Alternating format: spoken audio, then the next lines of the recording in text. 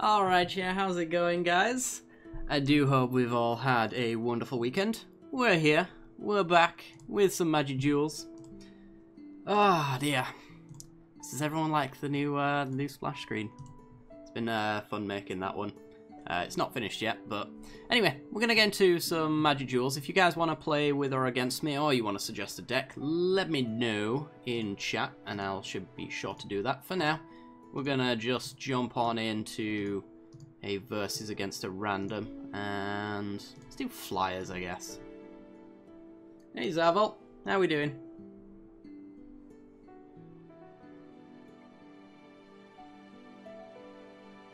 Today's soundtrack is brought to you by Flower. I do believe it's the devs who made Journey as well. Also a wonderful soundtrack. Headshot Nikki, let's go. Oh boy, can't take that. This one, you know what, we can keep this. Yep, we're on the draw. Hopefully we get a white mana. Hey, Draco Phoenix! Are you a new face? I do believe you might well be. It's good to see you. Ooh, our opponent mulliganed quite aggressively there. Alright, we're just going to go island into Fairy Miscreant. We can Miscreant next turn and then crack this Evolving Wilds for a white source and then play Prairie Stream untapped on turn 3. Which would be quite nice.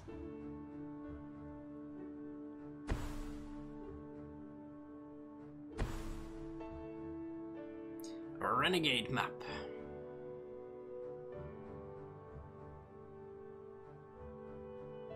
Oh, that's cool. That's cool.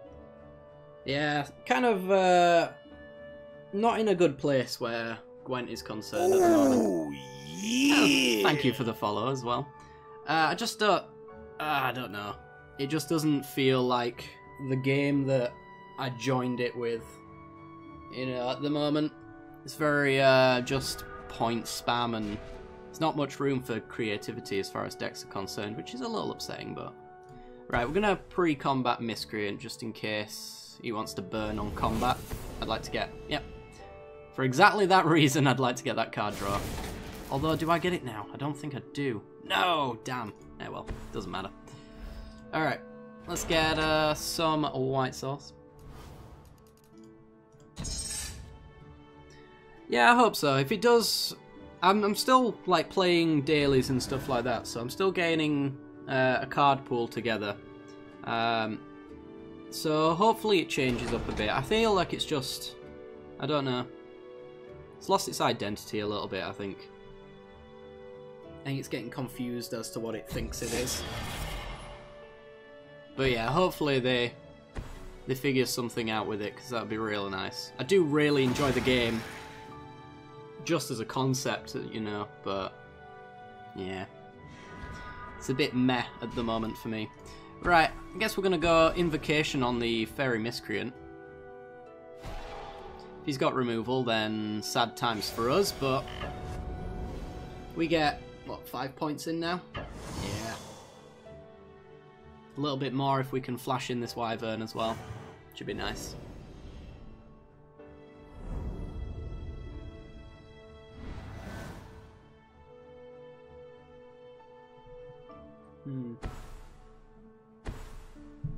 I will say though that they did kind of change it a little bit. They fixed the what they call the veterans and gave them a soldier tag, which is one of those things that I actually had a veteran deck lined up just before they changed it and ruined the deck entirely, which is another reason I'm slightly salty about it. But yeah, maybe I'll put out some content on that, but it probably won't be as frequent as it used to be. Never played Magic and don't have any idea what's going on. Well, I can run you through it. This particular matchup looks like it's pretty much done at this point. Unless he's got removal. Well, that's kind of removal. Well, I say kind of removal. It's going to keep him alive.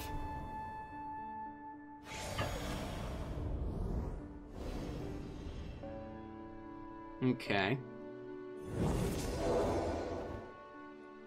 That's fair enough.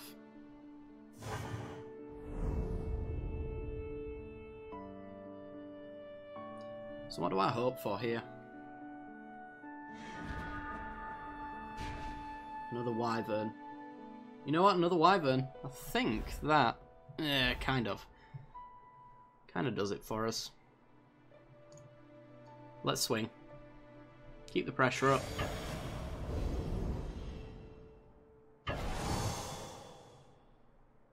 And... pump them up. Apparently veterans are going back to support. Oh, CDPR, what are you doing? Stop.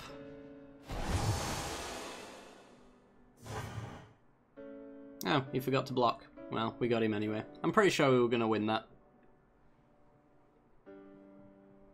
They were too strong as soldiers in PTR, but I really think they could have figured out a way to balance them as soldiers. Yeah, I feel like they're like one of the only good non-Bearmaster reses at the moment, which is, yeah, it's a bit sad. They've kind of stripped Skellige of a lot of their identity, I think. Just really spread out the resurrects, so it's a bit difficult to do what you want anymore. Let's play Burn. Burn's a simple enough deck. Yeah, completely unplayable as supports, definitely.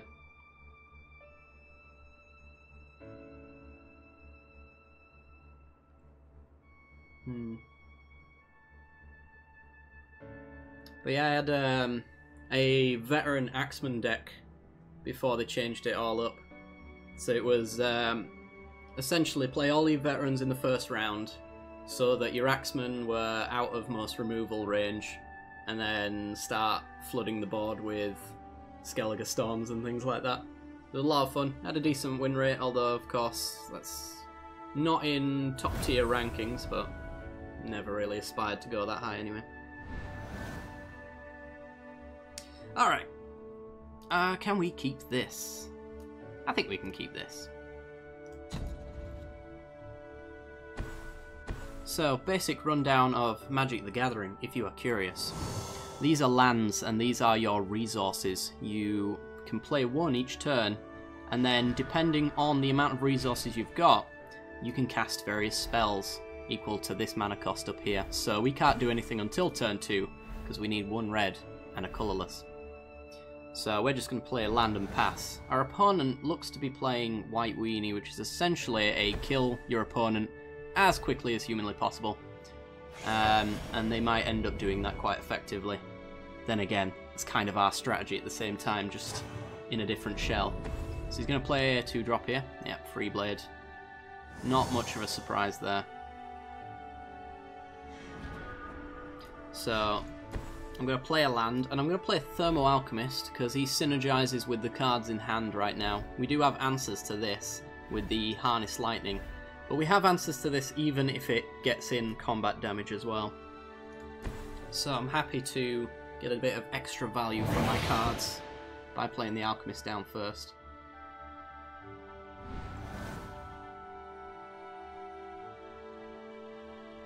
I will say if he has his pumping dude, can't remember his name, puts counters on all humans, then we're in a bit of trouble.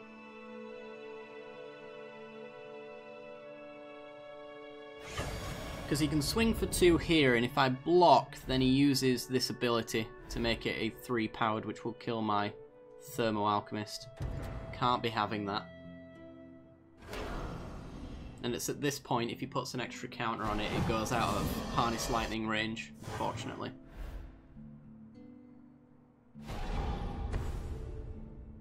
Looks like he doesn't have it, unless he's got... No, okay. So we can deal with this guy. Ooh, we can deal with a lot more than just that guy. So let's... do all of this on his turn, pre-combat. Pre-combat specifically, because this can only happen during combat. So I'm just going to pass, see if he plays anything out.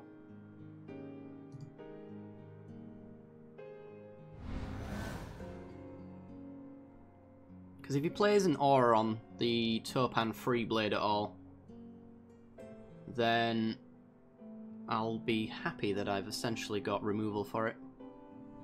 And combat. Okay. So, we tap our Alchemist, which deals 1 damage to each opponent. And then we're gonna use Harness Lightning. Have you got pump spells? Seriously? I think he's considering Anointer of Champions, even though it's not a possibility for him. And we'll ping that off.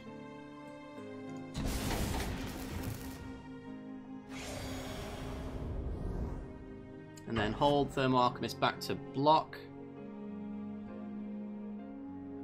Right, so if I...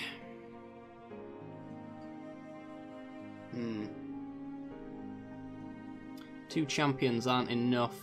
The 2 champions actually stop me from killing this with a shock. But I can still shock this at the back anyway.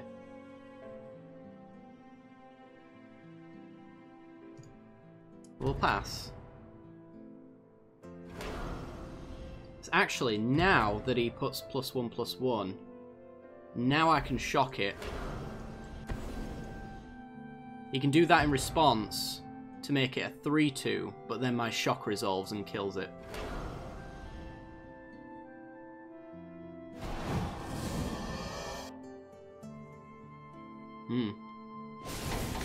And that's how the stack works.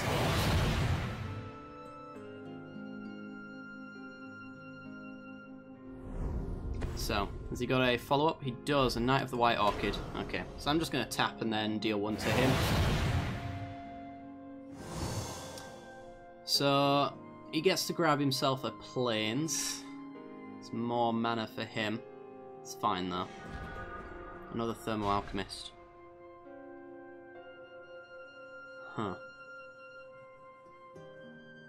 I was kind of hoping for a land, because then we could get down with some of our big hitters. It was not meant to be. Also, this being a Harness Lightning means that I can't really get down my Thermal Alchemist when I'd like to. But we can pretty much do exactly the same as we did last turn. And slowing him down, it's kind of a decent enough play, I think. Or should I just get more Thermal Alchemist down? He'll still play around the 1 mountain, because we can still have a shock open. Yeah, let's do it. I think he's going to play it super cautious, but we get to deal him 2 damage every single time we cast an instant or sorcery. With this setup. The only thing that could be a blowout is Declaration in Stone. He's still going to get in, because he actually should. We're not going to block, because he can make it a 4/4. And I'll happily take the 4, knowing that we can Thermal Alchemist like crazy.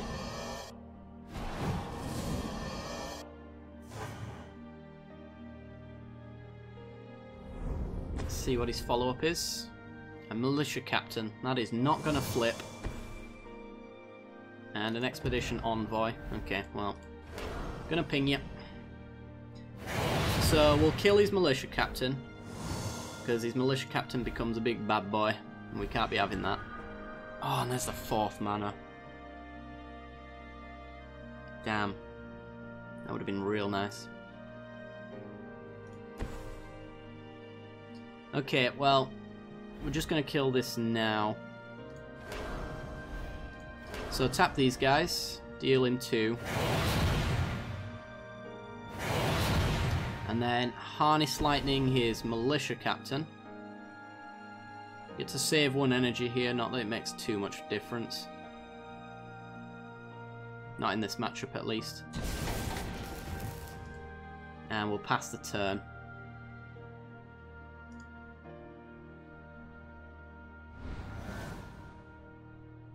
We're still kind of hemorrhaging life though. We should be taking him down a lot quicker than we are. We just don't really have the hand for it.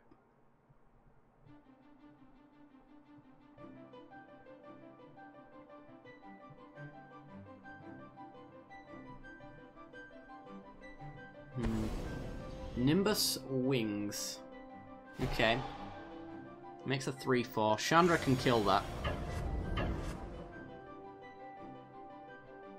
And no blocks here. Gonna have to take it all. Yep. That's a big boy.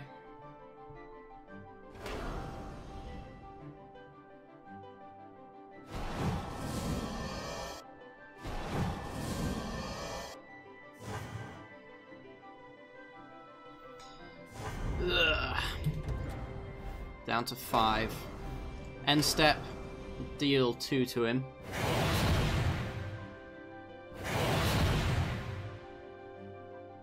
I don't know what a good draw here would be. I'm not even sure an Ether Hub is a good draw in any way. Right, we kind of have to do this. So we shall. Deal 4 damage to his knight. And we're kind of on chump block duty now. Chandra isn't surviving this.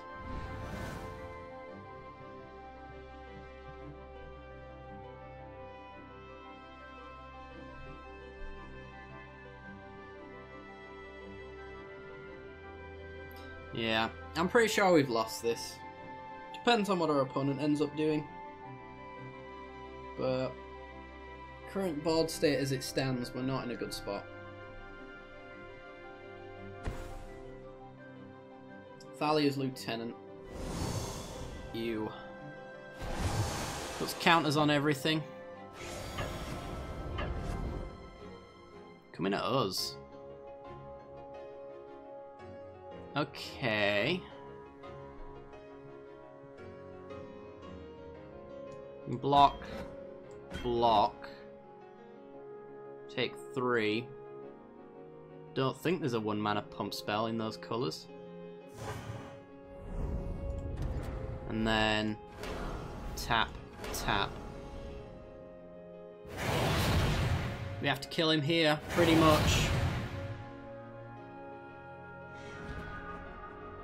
Collective Defiance.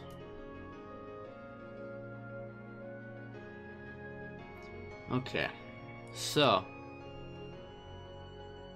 5 mana, potentially 7 mana, so we could do Collective Defiance plus Fiery Temper plus the 2 Thermo Alchemists. So that's 2, 3, 4, 5, 6, 7, 8, 9, 10. I think we've got it. Okay. Tap. Tap. Take him to 8. Then we Collective Defiance. 3 to opponent. Don't care about the extra mana, but I could do 4 to a creature. We're dead anyway, so I'm just going to do this. 3 to you.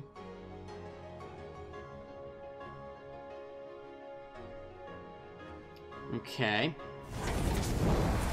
Tap you for 2 again, which takes you to 3. And then we add 2 mana to our mana pool with Chandra, and we Fiery Temper you in the face. We've got 2 points left over, but 3 is all we need off of the Fiery Temper. We've just... we've managed to win. Wow. Didn't see that one coming. But managed to make it work. Alright. Let's go on to another game. What do we want to play next?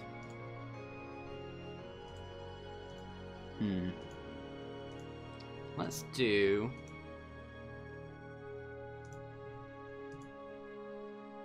Burning Madness is pretty much the same deck. I'm just trying to think of a deck we really don't play very often. Exert Aggro doesn't get too much screen time these days. Let's play that one.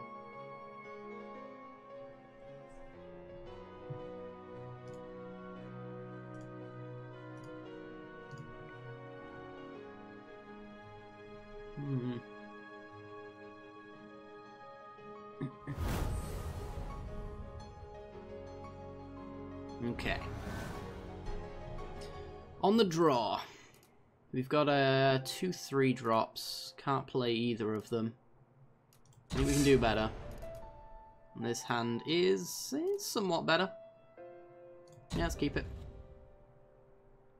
We've got Needle Spires turn 1 as our tap land, which gives us the white mana for the Glory Bound Initiate. So we can swing through whatever he blocks with, most likely. I'd love to see green mana for our Voltaic Brawler and our Tireless Tracker.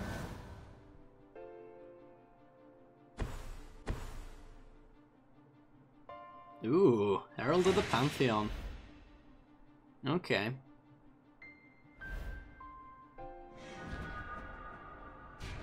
Right, well, we're just gonna go Glory Bound Initiate and say go.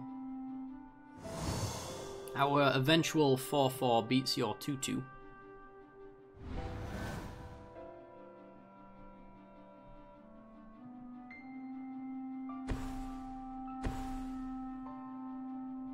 That Castellan, though, it doesn't really beat that one all that much. So we need an answer for that. Oh, getting in with a 2/2. Okay. And skip blocks. It's probably fair enough because we're not gonna block. And I'm guessing he isn't if he left it back anyway. Ah, Blossom in defense would have been lovely if we had green mana, but we just don't. What do you become? 4/5. I think I'm gonna have to leave back the Initiate. Just wait until we get the Glorybringer to take it out. What does it mean when a card changes its position? So when you attack with a card, you essentially tap it like this. It just means essentially that it cannot block. If we went to attack, he could only use this creature which is facing us, essentially. But that's pretty much what it means. There are abilities that can tap it as well as part of a cost. Oh, he's got the Nimbus Wings. Oh. You should use it. Certain cards as well have got abilities like Vigilance, so it doesn't actually tap them. In this case, in the Castellan's case, he can actually attack and block with it in a turn cycle. So likely don't see him getting in? That's an odd one. Well, now we have the ability to Blossoming Defense, which essentially makes our creature bigger than it is without him knowing about it.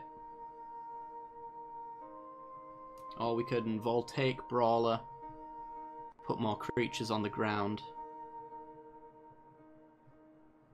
Maybe even Tireless Tracker, actually.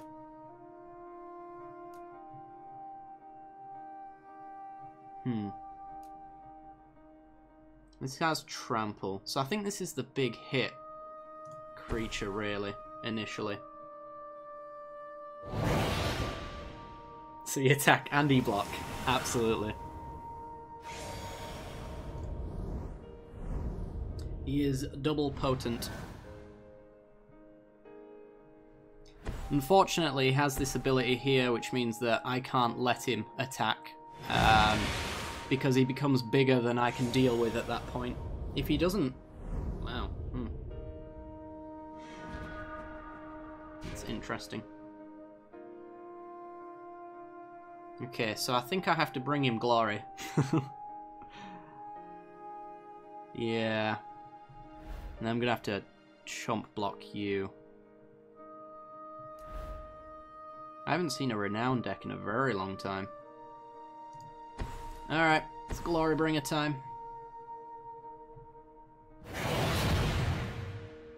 And we'll...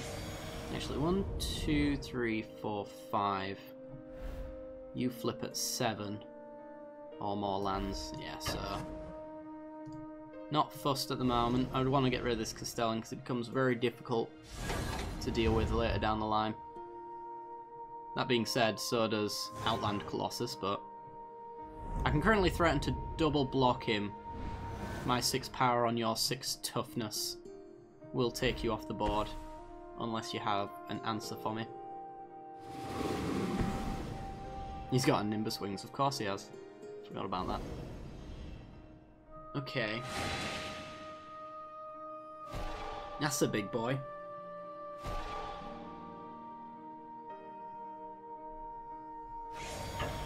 Don't know if I can race his big boy, who's about to become even bigger.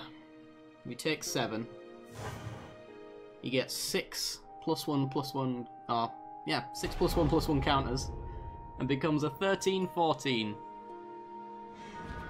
And we're dead. Okay. It's just that simple. Well, I'm getting with the Initiate to gain some life, at the very least, I suppose. So, let's Tireless Tracker, play an Ether Hub, which gets us a clue.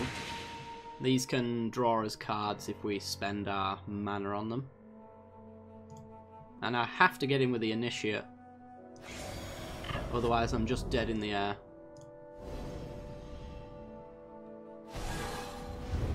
So he gains lifelink, which gives us 4 life back. Actually, oh no, I'll do it. I think I just killed myself. I just killed myself. Oh my god. Ah, it's fine. I don't think we were winning this one. Yep. So he swings in with both of those and we die. Ah.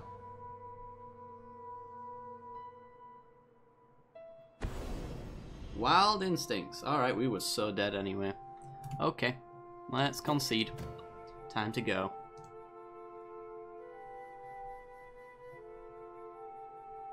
Yeah, absolutely, Zavol. I'll send you a battle request if you like. Or you can send me one. It's up to you. I don't know what I'm going to play. Is this free to play? Yes, it is. It's no longer being supported at the moment, though. Just waiting for MTG Arena to be properly announced so that I can start playing that. That particular game's NDA talk is going to be spoken on about tomorrow, I think, or maybe the next week. So we get to find out when I can start streaming it and recording it pretty soon. So I'm very excited for that. I don't know what I want to play. Let's play... What does this one do? Let's do that one. Send you an invite, Zavol.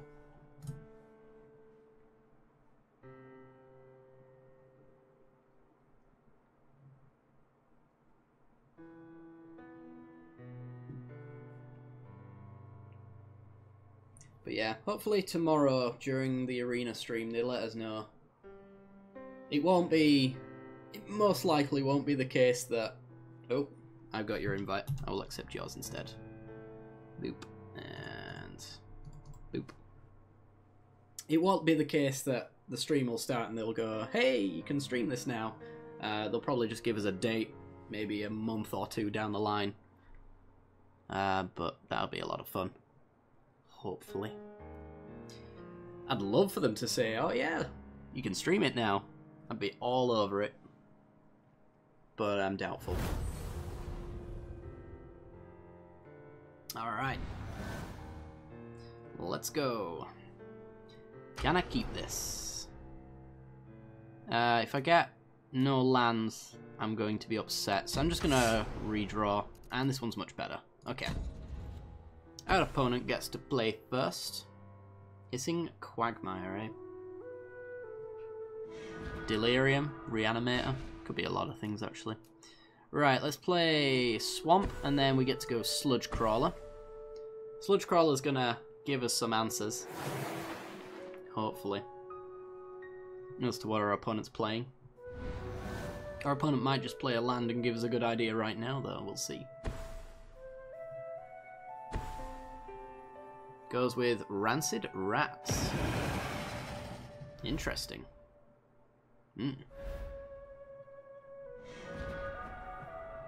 Wasteland Strangler. Well, I'm going to play a land, and I'm going to get in with the Sludge Crawler anyway. If we don't get our third land, we might be in trouble, because half of our hand requires 3 lands. He lets it go. Okay, so we get to ingest him. We hit an Evolving Wilds. Well, that gives us no information whatsoever, unfortunately. What it does allow us, though, is the ability to ingest.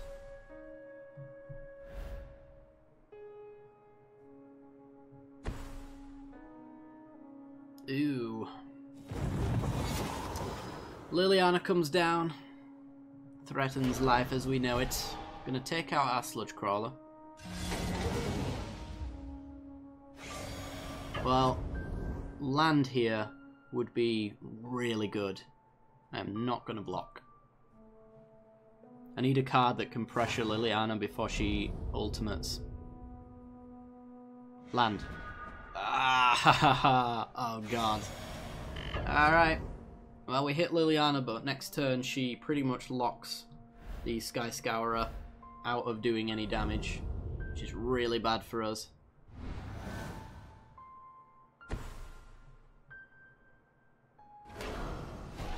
Yep, gives that -2, -1. It's now dealing -1 damage. Ooh, combo. So this is known as a Lord, and essentially gives a certain creature type an ability, in this particular case +1/+1, and the potential for much more. Yeah, we're gonna lose this one, unfortunately. One of the downsides of Magic the Gathering is sometimes you just don't draw your lands, and you sit here doing nothing.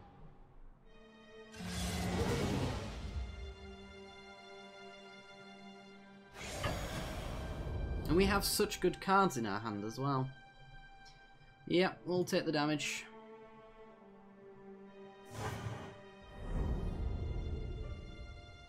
There's still a chance that I play 2 things in a turn. Oh my god.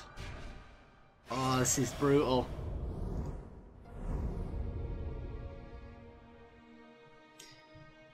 What do I get rid of now? Skitter Skin, I guess. A land and I can take care of this Liliana. These decks, they can be pretty thick, definitely.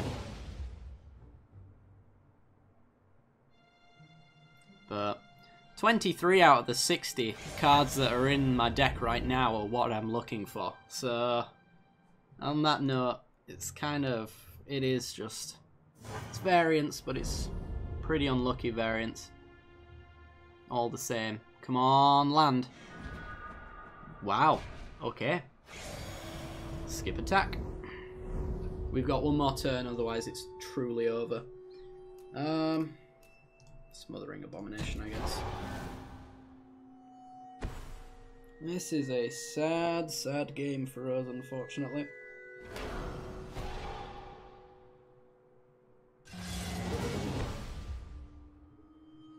Oh, wow. Oh, it's a really, really great game for our opponent. Come on. Land. I'm gonna block this time around. It's over, but it's over because I either, and there's the land. Wow. Let's just kill that and die. Oh. Yeah. The problem is that I either kill that and die to his creatures, or I kill one of his creatures and die to both of them, so... yeah. It's about as bad as it could have gone for us, to be honest. Yeah, well.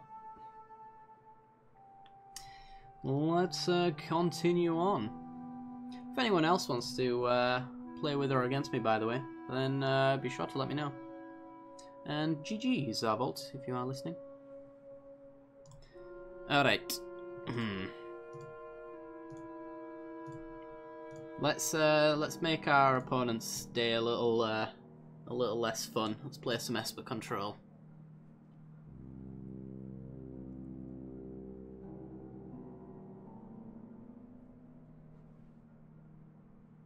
Yeah, it was pretty bad. It was pretty bad. I drew that land right at the last possible opportunity. It was just kind of a really hard kick to the man region. Right, let's see. Can I keep this? I think I can keep this. We're on the draw. We've got a counter. 3 lands. Yeah, let's go for this. I think I can even afford to get a swamp with the Evolving Wilds, because if I get to 4 mana, the Glimmer of Genius are going to give me my energy anyway, straight back. So I can use this for blue mana. We get a Shambling Vent, so I don't really need to. Good. Alright. Now, let's go crack this now. Let's get an island. It's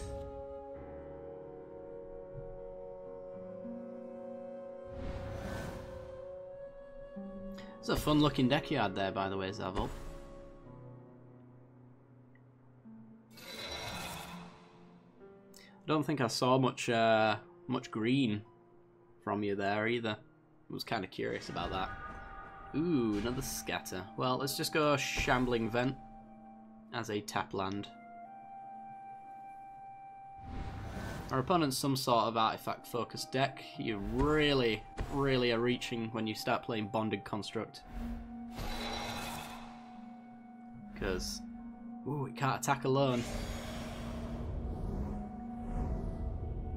So, let's see. Removal?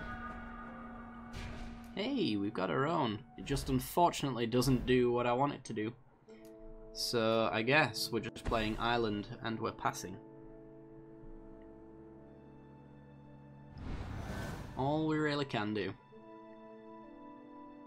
I wonder if this is blue-black then. Or if he's just playing this as an artifact.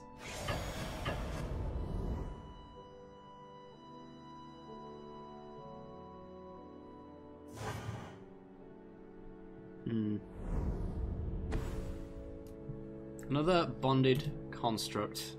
I feel like I actually kind of have to counter that. As horrible as this seems.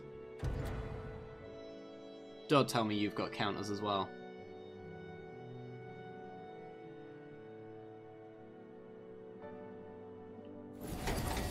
All I can really hope for is Henny's expertise. Oh, I made the right decision of countering it then.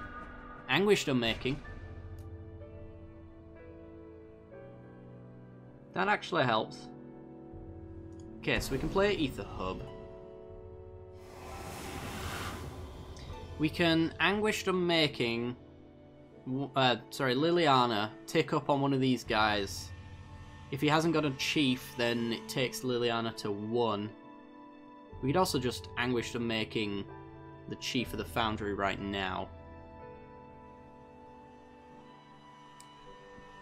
Or on his turn, rather, before combat. Yeah. I think we best do that. Because if he doesn't... Well, there's nothing he can play next turn that allows this Bonded Construct to hit us if I kill this Chief of the Foundry. So I'm just going to do it now. It's a decent target anyway. This does take us off of our black mana though. Didn't think about that.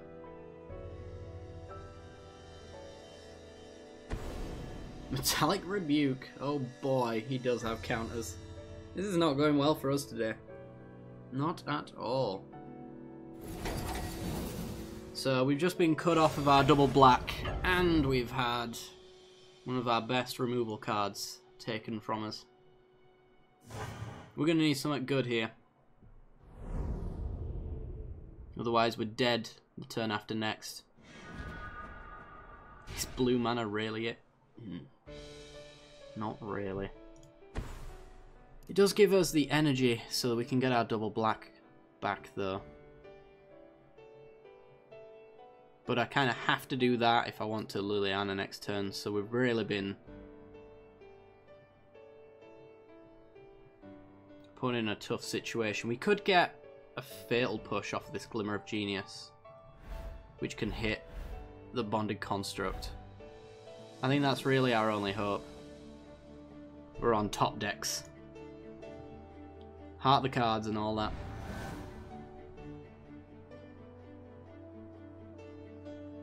Also threaten him with our blue mana because he knows we're running counters. Not that he'd play around them. We'll go to combat now. Most likely. Oh. Universal Solvent. Well, that is a problem. But his creatures are a bigger one. So, Glimmer.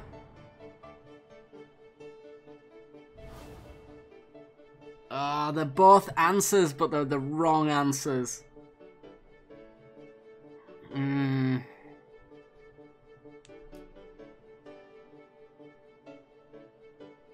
It's real bad. I think I've still got... Have I got to take them? I take 5, then I exile you, take nothing. And then I get down Liliana. Yeah.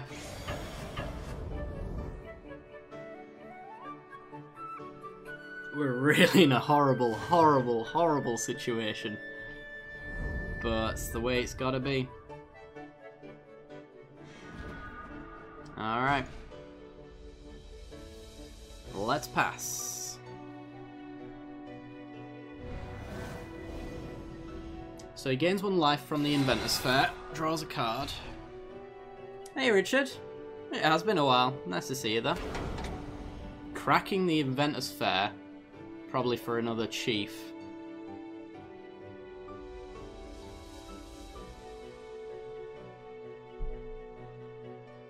But that does mean we can cast out... Oh, Sky Sovereign.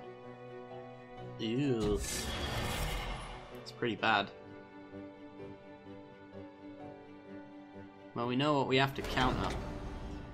Cracks his Renegade Mat for a blue source. So we know this is mono blue, definitely, without a doubt. Nothing to worry about except for blue cards. So we're going to cast out the Chief of the Foundry, which means he can't attack us. I can now. I can now. Just barely. Oh my god, an Eager Construct. What does this guy do? Oh, it lets us both scry. I don't want the Sire of Stagnation, definitely not. Okay, we got our land. It's double black as well, which is real nice. Because that means we can now... Yeah, we can hold up a counter for the Sky Sovereign. And we can kill you. How much do you cost? 7. 1, 2, 3, 4, 5, 6. So we don't have Liliana for very long. But we have her long enough to hold off, I think. And we can even Sorin to gain some life. Let's do it. Take up on you. Take you off the board.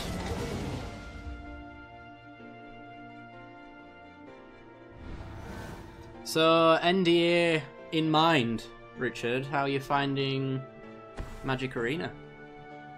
What do you think? Okay, so we drew a land this turn as well. He could just Solvent right now to kill Liliana. I suspect he's going to try and use the Sky Sovereign though. No. Okay. This is the correct decision for him. Oh. Oh, that's a problem.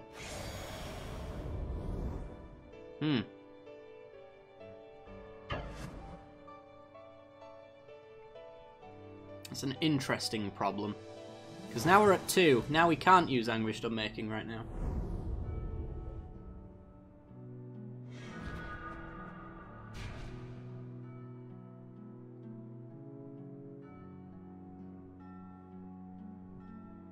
Okay, so land.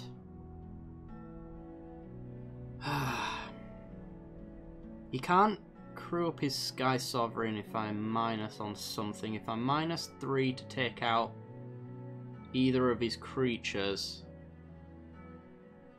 he Sky Sovereigns and kills Sorin. But we have to gain life this turn. We could use the Shambling Vent to get in some damage. It's 2 points. We go up to 4. We hold up a counter if I go the Shambling Vent route. Let's try it.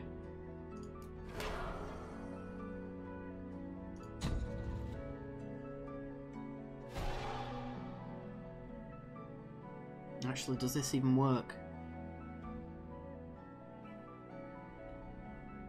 Take you to 0. We gain, yeah, we go up to 4. It does work, I think. Oh boy. I'm also potentially killing his creature if he blocks.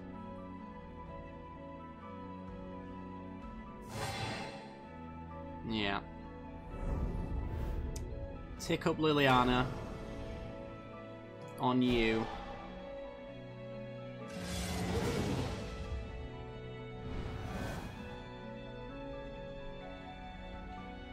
Every deck I've played against is one of the 4 tribes. Yeah, they've kind of got this this issue with the current card pool because it's not fully constructed. But that is kind of the case. But I feel like it's only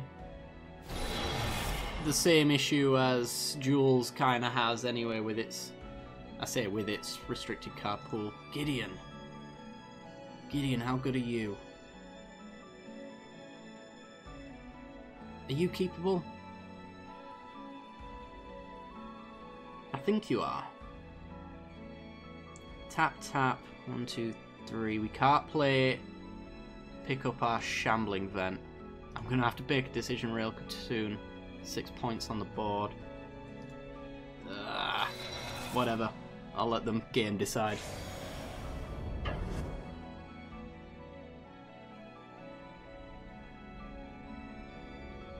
I think we're dead anyway, to be honest, because I have to Sorin for 6, kill one of the creatures.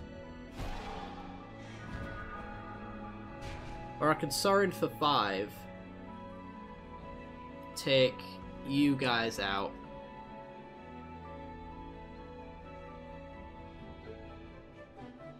And then I still keep him around, force one of these guys to hit Sorin instead of me.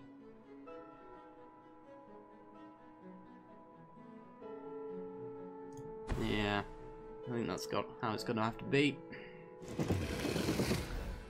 So, minus Sorin, X5 on you to reduce the points of you two. And then we tick up on one of you guys. This goes here. I take no damage, and then I can Gideon and start blocking with tokens. Liliana gets close to ultimate.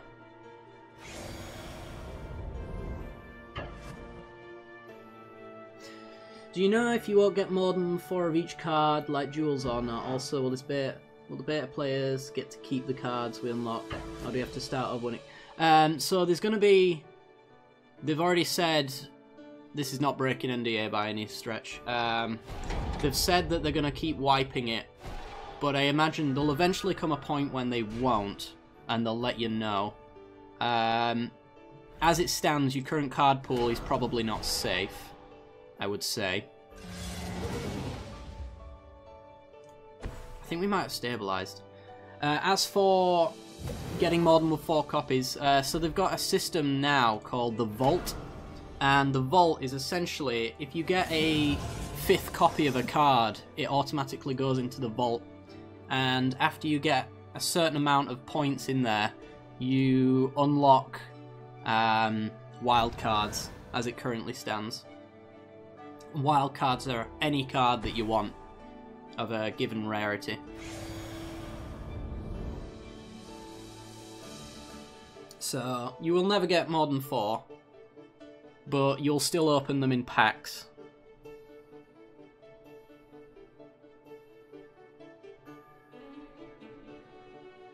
But it's all subject to change anyway. What I'm saying now might not be the case a couple of months from now, which is, I think, the main reason, to be honest, why they don't want to have people playing the game right now, as far as the NDA is concerned, because everything's subject to change. So I can keep Liliana alive, and Ultimata, which I feel I might as well do. I think we've won. I actually think we might have won. I'm just gonna... I might as well just tick up, right? With Gideon. Because I'm gonna counter whatever that ends up being. I've got card draw. There's nothing really in blue that scares me, so... yeah, let's do it.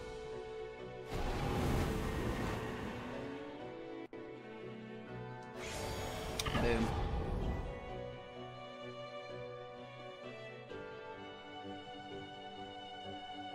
They've mentioned it on a few streams.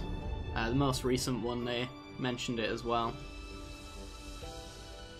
So unless you've been watching the streams, you probably won't have known that. So I don't think they've got that information anywhere, other than what the dude says. Okay, we've almost certainly won this, which is hilarious.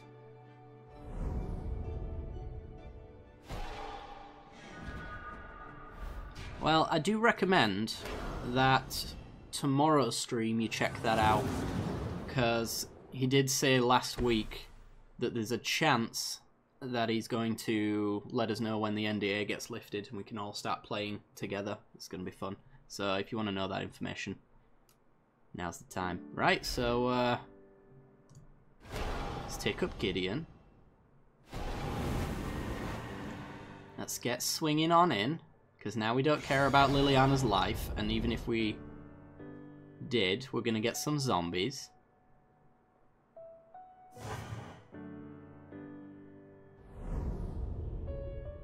And yeah, let's pass. Let's gain some zombies.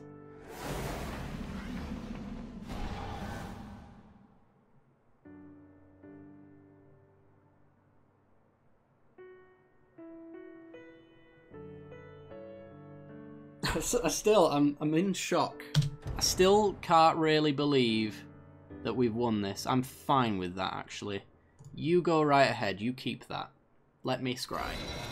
I get to find out what this Glimmer of Genius is going to hit. A planar outburst, eh? I kind of don't really need that, but I'll take it. Sure, why not? What time is the stream? It's a good question. Sacking the Inventors Fair. Interesting. I think it's 9 PM GMT. I'm not sure if that is exact, and I'm not sure what the time conversion to anywhere else is, unfortunately.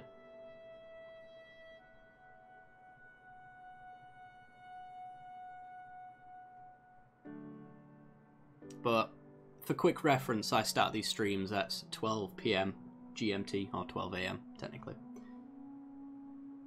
So 3 hours before my stream usually starts is where I think it is.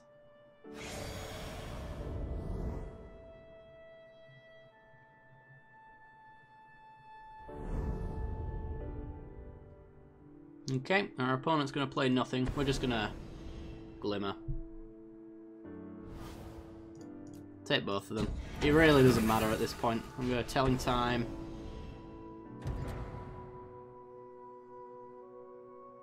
Still got counters open.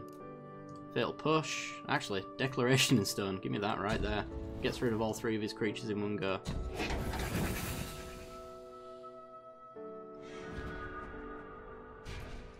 Declaration in Stone.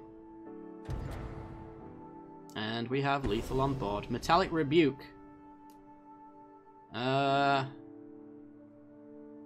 about news, Scott?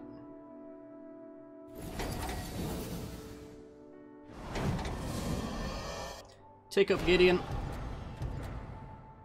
Our opponent flashing the GG, I would hope it is. Wow. How did we win that? From the brink, we made it. Wow.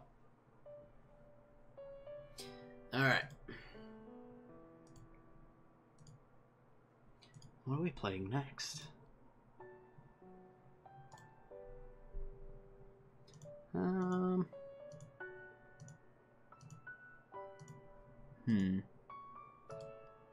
I always find this one to be a fun little deck. Let's get on with that one.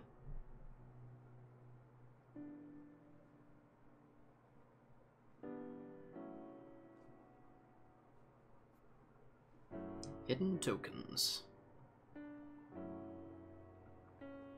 This is another deck that will tilt your opponent if he almost kills you and you stabilize. This one really tilts people.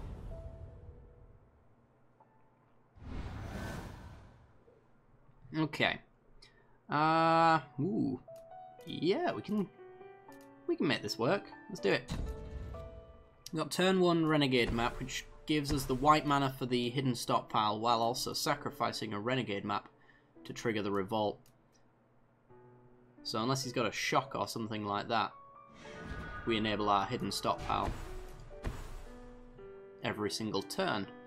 What that does for us right now is nothing, but later down the line, who knows?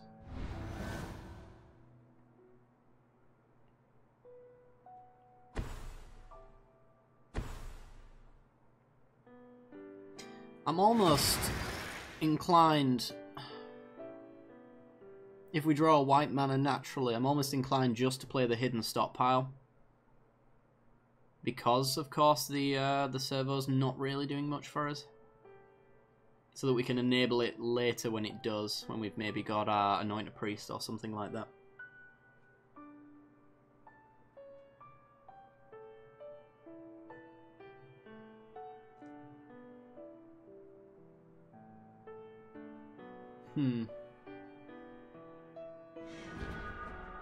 Well, it's time to make the decision. Red, white, his vehicles, definitely. Which probably means he's running Harness Lightning as his removal. Tends to be what they all use.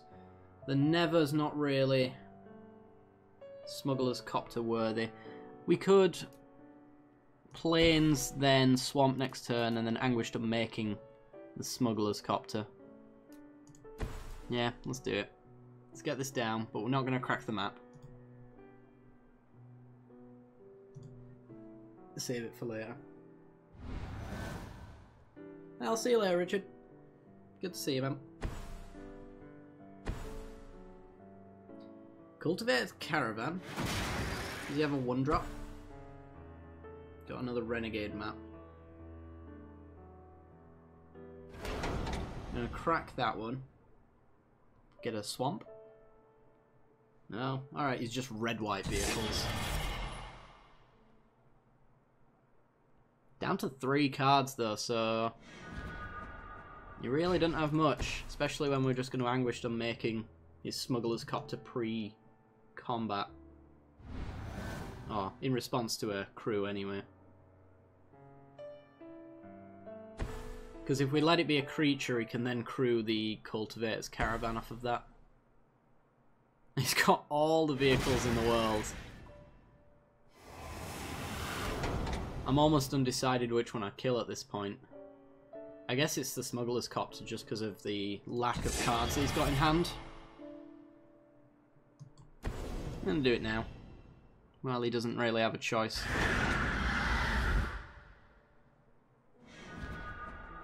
Anointed Procession. Well, now the hidden stockpile has meaning. Anointed Procession. We can now crack this and we get 2 servos instead of 1. It becomes harder for our opponent. to punish us. I'm just going to get the double white for Regal Crackle. And also the Angel of Invention as well.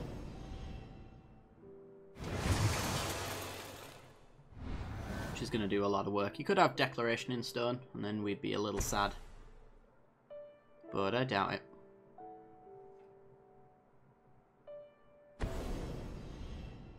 Start your engines. Alright. That's a thing. Well, we gotta be aware of that for the future. Gives it lifelink. I'll chump one. Because we do gain a ton of life, but right now we aren't. And I might as well prevent one. If he's got a shock, then I'd be upset about this, or whatever. 1 mana red land he's got. No, he doesn't. Okay. There's a Westvale Abbey. Okay. Well, we can't crack the stockpile, or crack the servo and play Angel Invention on the same turn. Sadly. We can't really do any of the other stuff. I think we just Angel of Invention though. Generate 4 servos off of that. And swing for 2. Yeah.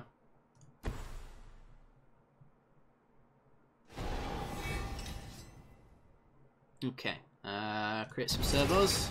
We've got enough for Armandol when we need it.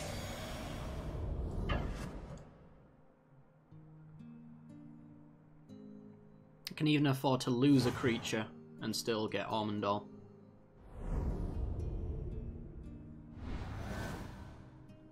And a 9/7 is going to be difficult for him to handle. If all of his removals burn, then he certainly can't.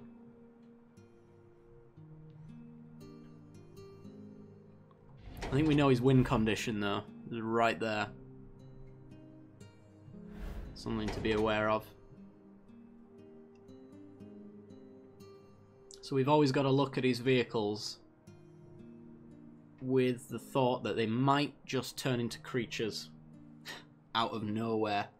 So we've got to be able to block them. He's got another one. Okay. Sure.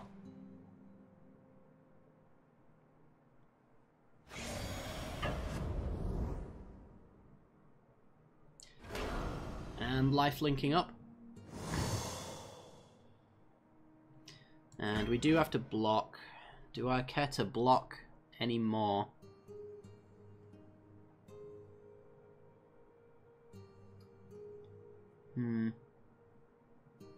No. Let's do that.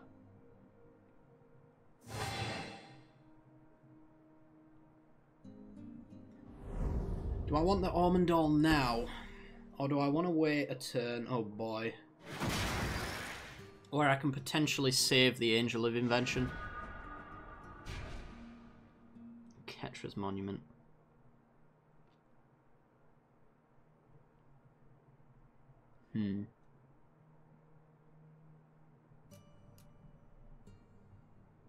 There's no way we die here anyway, is there?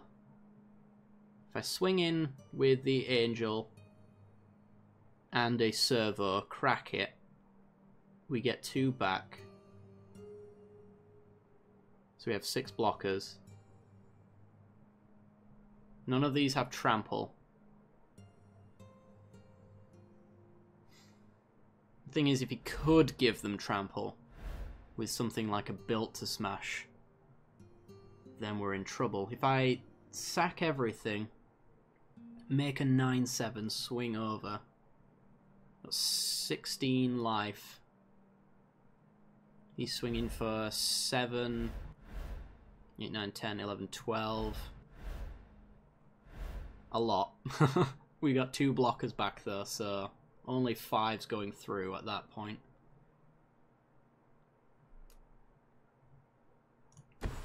I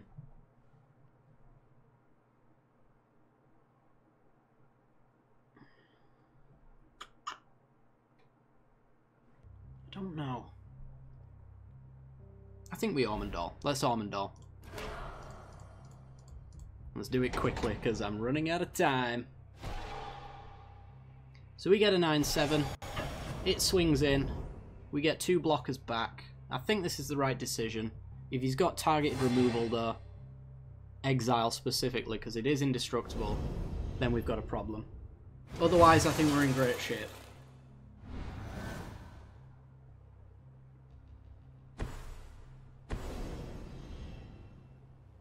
So that's just permanently made this a flyer. Oh boy.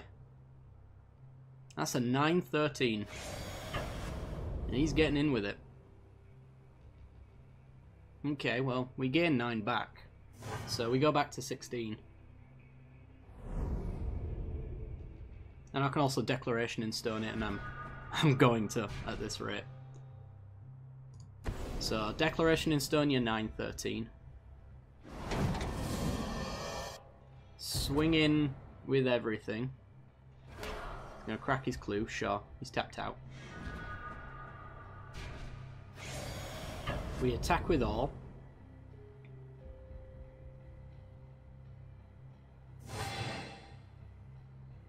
He goes down to 8. So we're threatening lethal in the air. And we crack this. Smothering Abomination. I could probably do better. Pass the turn, get 2 servos. So we have the blocker for you.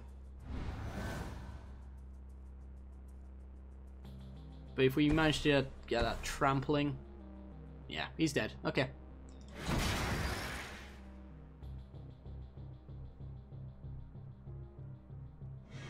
That was a fun one. We didn't even get our main combo going, actually. Which just really showcases how much fun and good this deck ends up being. Wunderbar. Alright. Let's go on to another game. Let's play... I don't know. Should try our prowess deck. Let's do that.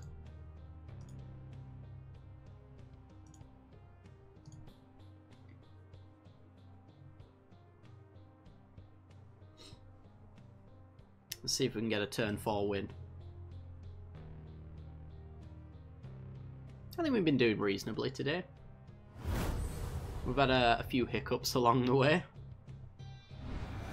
Some avoidable, some not so much. Thing in the Ice, with a rush of adrenaline. We're on the draw. If we get the right amount of cantrips, this could be a turn 4 win, I'm pretty sure. We can keep this then. I think we just need to draw runner, runner, runner in order to get it. I doubt our opponent is Mill, but if they are, Rise from the Tides is insanely good.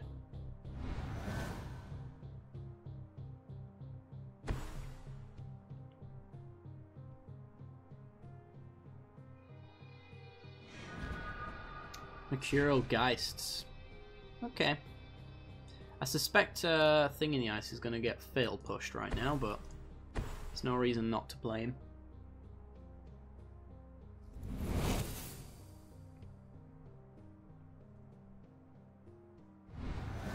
He didn't. Might be waiting until he gets close to flipping.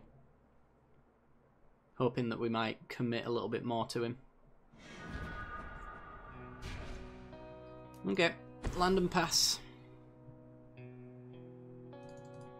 Gonna get our Mercurial Geist down next turn if he doesn't have counter spells. Suspect he's gonna land and play something, which gives us our window to play it without punishment. Or is he just gonna pass? Ooh. Part of the Water Veil. Let's just Geists. Counter? No counter. Removal? Maybe. Well, we start to hit him a little bit more now, which is good. Unless he jaces us. Ah. Ooh, he's ticking up. Does that mean he's dead? Hang on. That's 4. Yeah, we just killed his Jace. Okay, that's good. I thought he was going for a bounce. He absolutely was not. He had other plans. Being greedy, I think, was one of them. Go there. Pump you up. That should be 6 points, unless I'm terrible at math.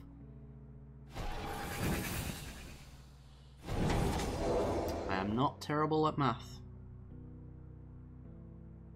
Goodbye, Jace. And then... Ooh, do I play Drake? No. Playing around Languish here. Seems like the better choice.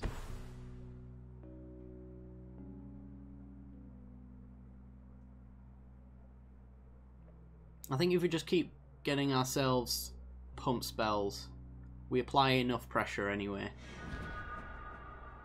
Storm Chaser Mage, I think I'm happy to throw in to the ring. Yeah, let's do it. Get on in there. And swing for 2. This is a bit meh.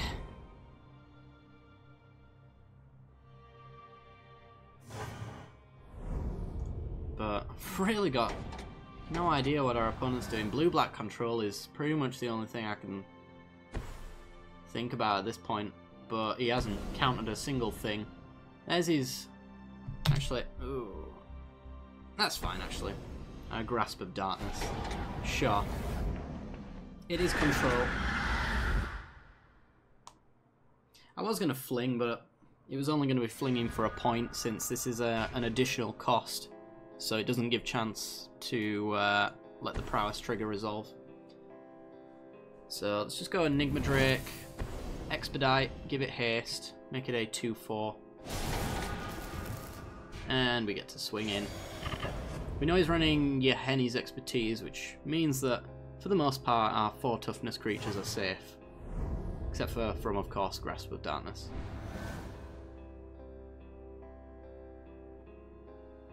Which, if he has it, then we're in a little bit of a sorry situation.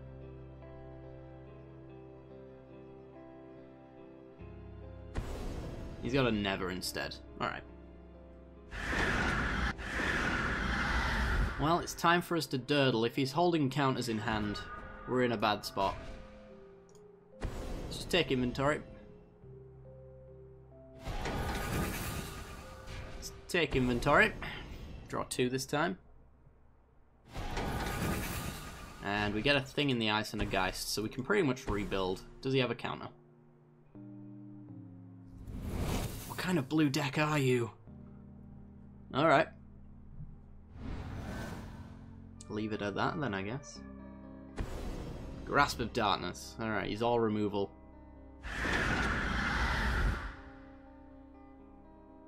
An Expedite would be nice. It's more land. Okay, well, that's the last thing I wanted to see. Play down a Geist, see if he's got a counter. Should have played the land beforehand just in case he's got counter unless I pay X. We can play around a few of them. But no punishment here. Pass the turn.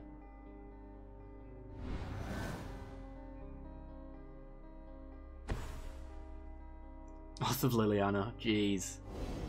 Alright. Yep, goodbye. Does he have a Planeswalker to follow it up with? He has a Siphoner. Card advantage, eh? Alright, well, we get to pick at him with a Fumarole and fling it if we don't like what we see. How many instants and sorceries have we got in here? 1, 2, 3, 4. We can get 4 2/2s with the Rise from the Tides. I think we can do better. So, for now, I'm just going to get in for 4. We can fling it at him if we don't like what we see. You can't block because we can just leave it as a 1/4. Yeah. Okay. He's got removal. Nope. Alright. Pass the turn. Just to draw a card from the Siphoner if he wants to use his energy, which he almost certainly does. Yep. Loses life as well, doesn't he? Yeah. And he can swing in, gain some energy, so he can do it next turn.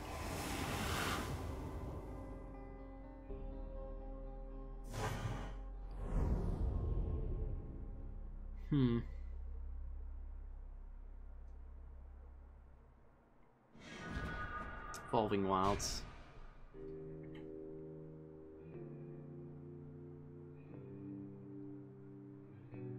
What's the likelihood he has another board wipe in hand?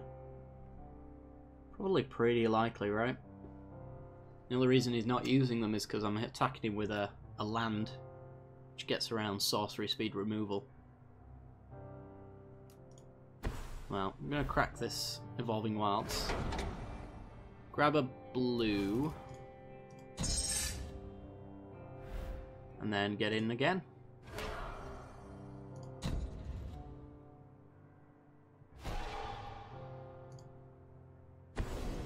It's got the Grasp of Darkness. So we're going to flip its power and toughness over. And I'm just going to fling it at our opponent. 4 points at you.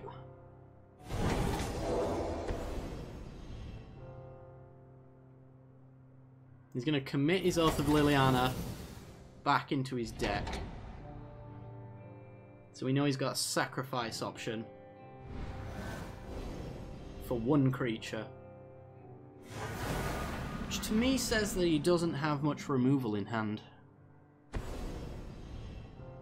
He's going to go for a memory. That seems like a real bad idea. Especially now that I get to put down a Fevered Visions.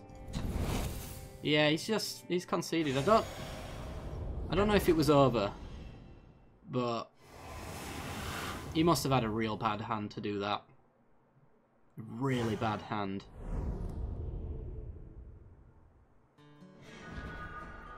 An Expedite would have done it there, actually.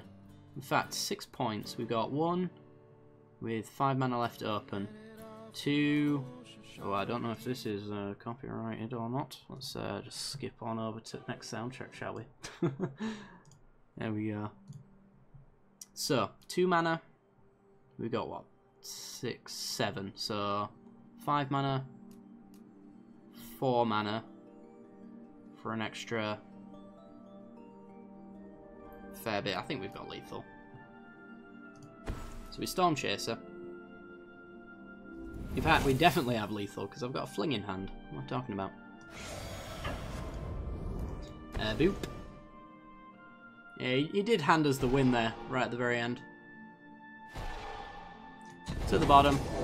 Get combat damage in, and then fling this 5/5 at his face. And he's tapped out, so I don't have to worry about counter spells, which we knew he had towards the end, but didn't use them on us at any given time.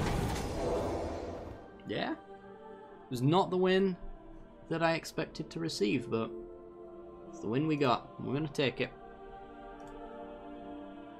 Alright, let's go back in. Let's play...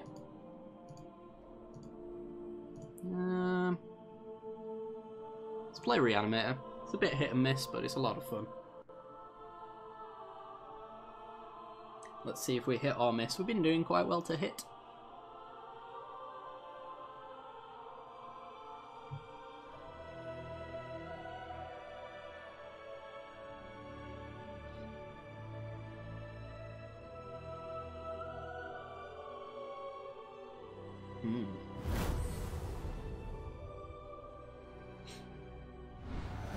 Okay, we're on the draw. The mana is the worst part about this deck, so do we have good mana? Oof. Questionable. We're on the draw. We've got the Grasp of Darkness. I think we can do better. That is better. It's double black for the Ever After. We can cast the Prized Amalgam and the Olivia. Olivia allows us to discard the Linvala. Just hope to draw a land here, to be honest. More lands the better. Hey. Kind of not the land I was hoping for, but I will take it. Right, let's go Smouldering Marsh, since the likelihood of that coming into play untapped right now is kind of slim. We do need it on turn 3. Evolving Wilds cracks it 4.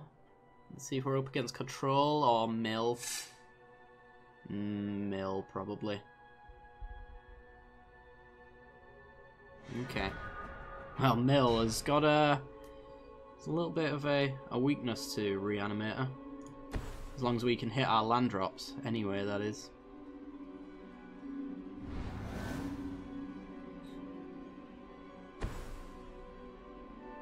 Glacial Fortress. And passes. So next time we're going to Olivia. And then the turn after that we can play Prized Amalgam. Give it a counter. And haste. And then discard probably the Linvala, because that seems the hardest to... actually get going right now. See if he's got a counter though. This might be just, yeah, this might be just Jeskai Control. Okay. That's also fine. Next turn we get a Prized Amalgam down, which I really could care less if it got countered.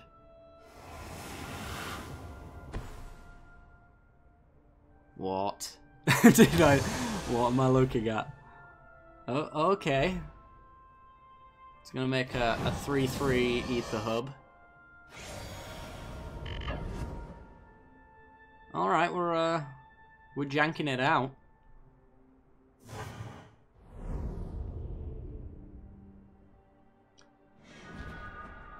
Glacial Fortress. Does come into play tapped unless I play this Plains first, so I'm gonna do that. If at all possible, you want to maintain your Plains just because of Miria Shepherd. She really is the engine of this deck a lot of the time. But now if he gets in for 3, I'm blocking.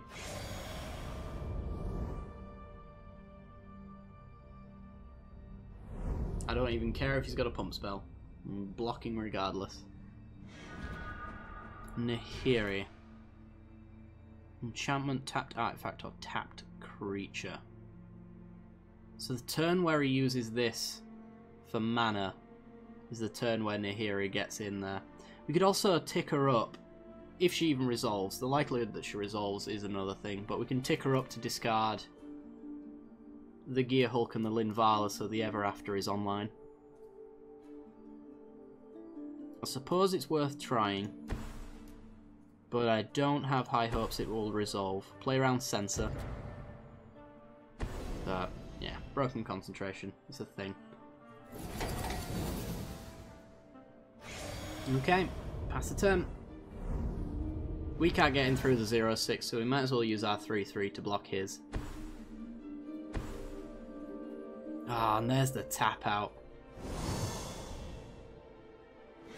Yeah, well, I think we'd have put Nahiri at dead to Cloud Blazer if we'd have chosen to do that anyway. The Guy's Revenge is going to be really good in this matchup if we can resolve it, which we can't. So Linvala seems like one of the better ones here because we're low on life and we're low on creatures, so we get both right now. Let's do it. It's equal to... This is equal to toughness, isn't it? So yeah, we could take out the Wall of Resurgence if we wanted life. I'm gonna get him for 3.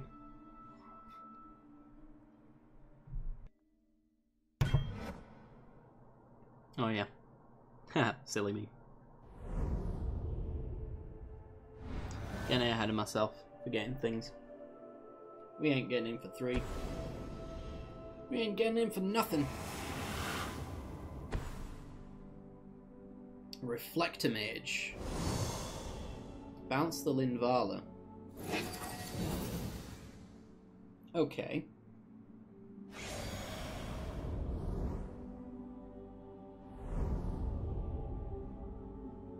Well, we Gear Hulk instead then. Brilliant Spectrum. I don't think it's worthwhile doing that. Although we can set up the Ever After for the turn after, we're also in a position right now where we can play while he hasn't got counters. So the Gear Hulk right now seems like the best option. If he removes it, then we've got an Ever After target. If he counters the Linvala the turn after, he's probably low on counters and we can resolve the Ever After. And then we'd have 2 targets. So I think I'm going to Gear Hulk. And honestly, taking him off mana seems like a great idea.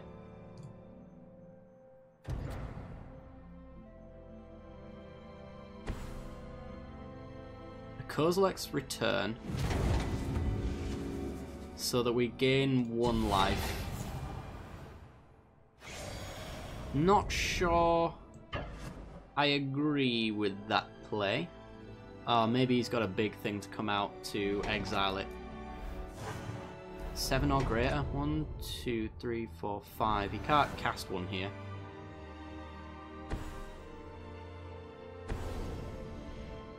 A Rise from the Tides.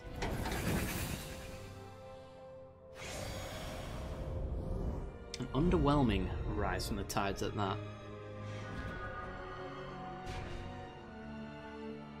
Okay, so Sunken Hollow.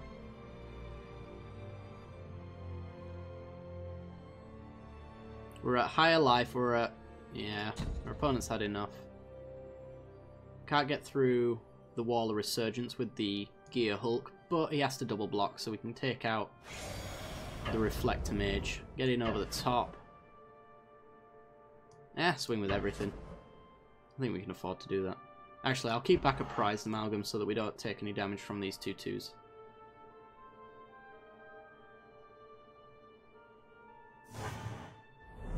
And then I'm going to Brilliant Spectrum for 4. To get this Gaia's Revenge, which we have no hope of casting into our graveyard.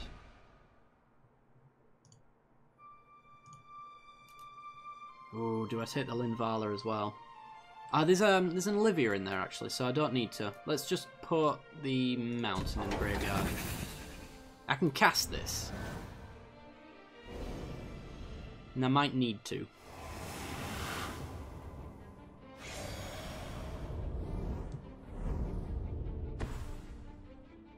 Reflector Mage. Okay.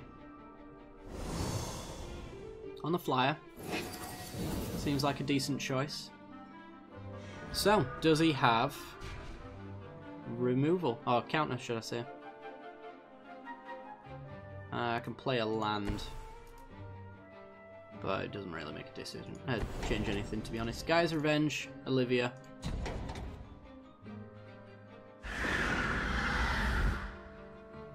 So, do I want to discard a card? Make it a 9/6?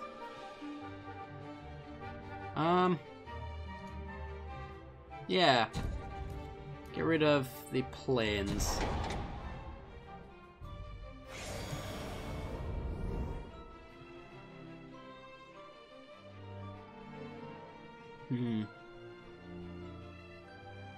I'm wondering if it's worthwhile swinging in with more stuff. Because he double blocks here and kills it, but we take 2 off the board. Then he has to triple block this to kill it. So he's left with a 0/6. Now I've got a 3/3 in the air, a Linvala coming down.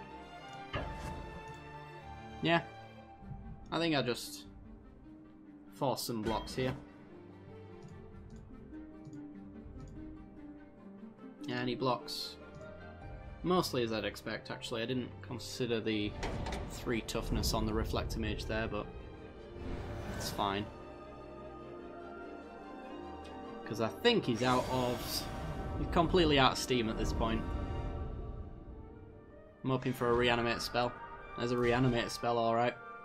Emiria Shepherd, do you have a counter? You do not. So I'm going to discard the Linvala. I'm going to play the Evolving Wilds. I'm going to get...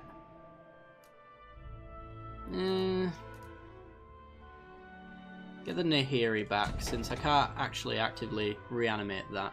Back to my hand. Crack this for a Plains. To get the Gaia's Revenge back. To the battlefield. Could discard. I don't need to. No. It's already got haste. And swing with everything.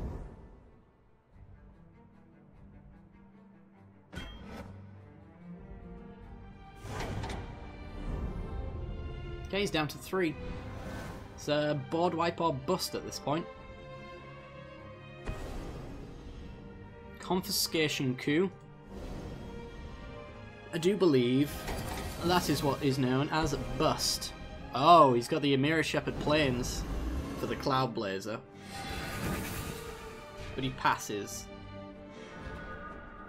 Pieces of the puzzle.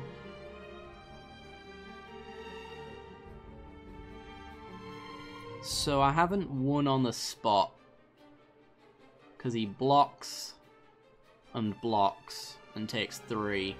I don't know if I can make up the extra 2. Actually, no. No, because I can't target this with the Rogue's Passage, because this cannot be targeted except for by green sources, and Rogue's Passage is colourless. Is there anything in my graveyard that would change this? If I could reanimate the Gear Hulk, which if I get any reanimate spell off of Oath of Jace, then I'd have lethal. Is that any? That's any. Okay. Get rid of Uvenwald Hydra. Piece of the puzzle. And counter spell or bust. Alright, Gear Hulk, Hydra. Destroy the flyer. Grab an Evolving Wilds.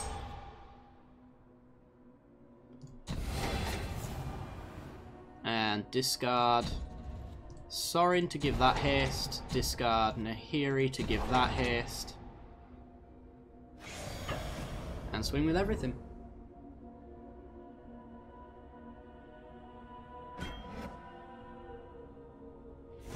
Boosh. That was pretty awesome. Alright. We continue to ascend. Rank 37, let's go. I don't know. If any of you guys want to play with or against me as well, let me know. If you want me to play a specific deck, I can make that happen.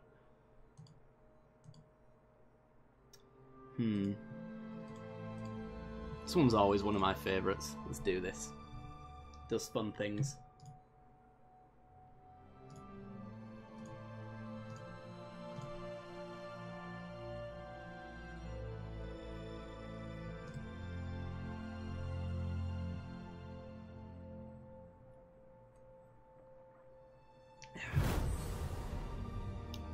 You're going down, Seatown Cliff. 2-lander. With their Anointed Procession, all of the colours we need, and the ability to find more. We're on the draw. I think we can keep this. This seems reasonable. Ooh. Classic Revolt.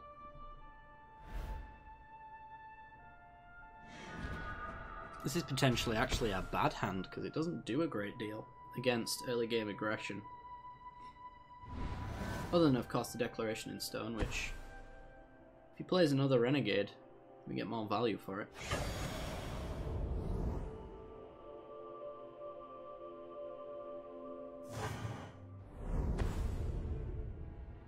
Druid of the Cowl. Huh. Do I take him off of mana with the Druid then? Or do I telling time? I kind of need to telling time so that we can find our land for next turn. So while I'm giving our opponent a land, we kind of need ours more. Well, I suspect we do anyway. He could go land, explosive vegetation, and then he doesn't need this druid anymore. Let's see if he attacks with it. Yeah, he needed it. Interesting. What landscape?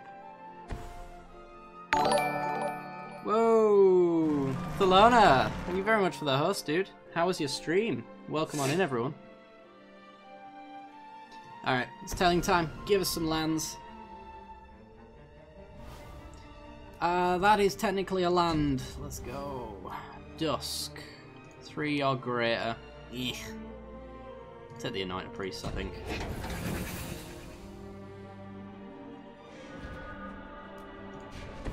Alright, play a land drop for the turn.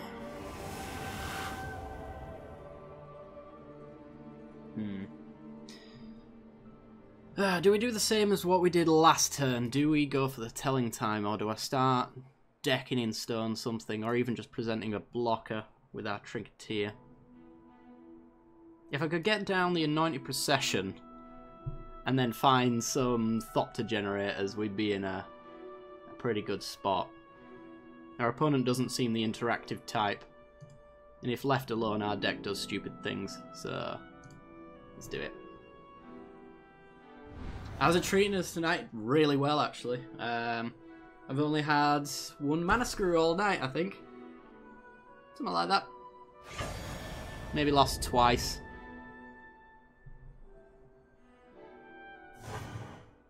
Well, yes, it is. It's treating me well. Better than it usually does. There's the land and the Thopter generator that we wanted, so we'll take both of those. Okay. So we can afford to anoint a procession. If he has a reclamation sage, then all is not well, but I think we can afford to do this.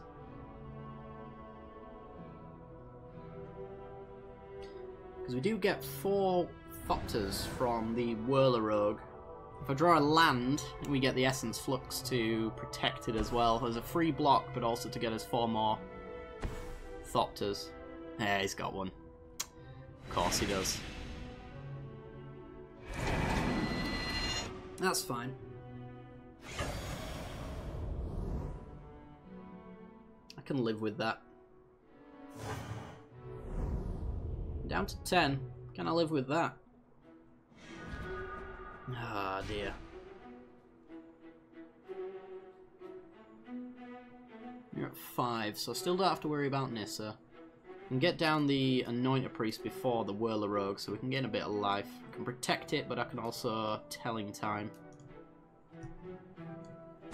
for the land drop, so that we can Whirler Rogue plus Essence Flux. So, telling time on end step, or protect our Anointed Priest if we need to. Because we might still just draw a land off the top.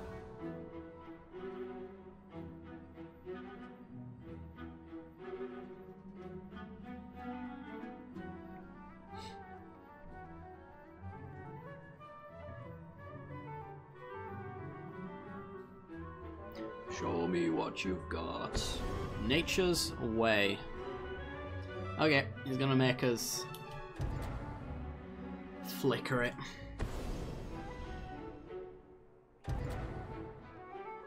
Tell me you got something else. Okay.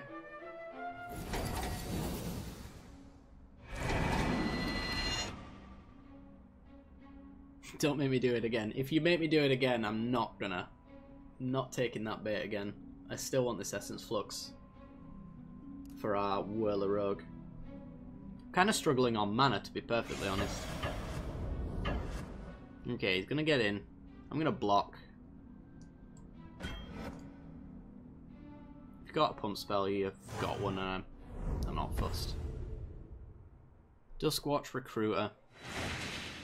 Why does this deck only have Dusk Till Dawn as a removal spell? Actually, does it? Maybe it has more. Saheeli Rai. Oh, it would have been so good ages ago.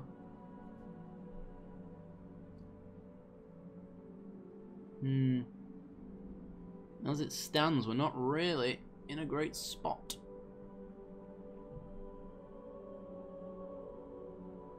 So we could Telling Time, look for a land, play the Trinketeer. Because we need to make our land drops. We can make a lot of Thopters the following turn to gain a lot of life.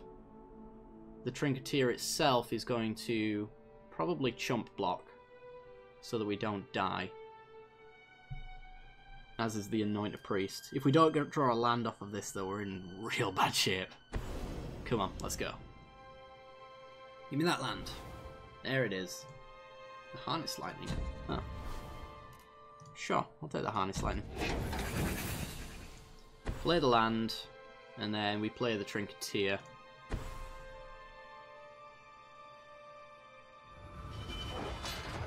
Sadly, I just don't have the double blue for the flicker.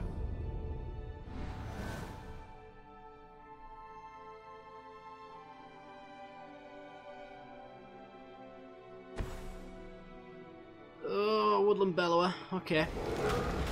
Tireless Tracker, Sylvan Advocate, Rex Sage. What you going for? Probably Sylvan Advocate would be my guess. No, Tireless Tracker. Okay. I'm pretty sure we're really, really dead. Unless I draw an island off the top. A blue source that comes into play untapped specifically. Then we might be okay. Alright. Block. And...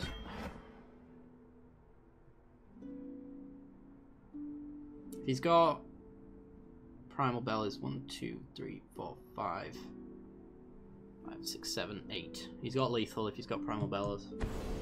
Blossoming Defense. Okay. Is he gonna take out? Nope, not taking out our Anointed Priest. I don't go show up in time to give me my look. Yeah, you seem to have done that quite well. We already knew we were drawing the Harness Lightning, didn't we?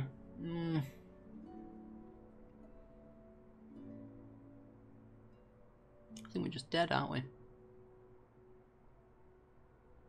Because we can play the Whirler Rogue to get 4 blockers.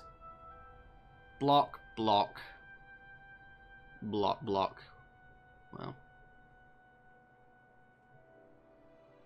We can't flicker it. We can't remove any creatures. This is really our only option. And we lose the double blue there. We won't necessarily need it though. This is really all we can do. Gain 2. Somebody doesn't have their auto yields on. Pass the turn.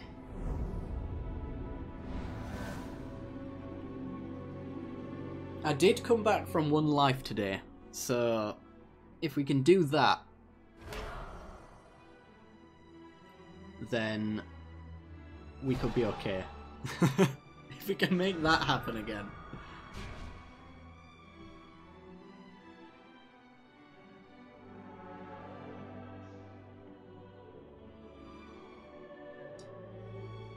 Give me an island. An island is what I need.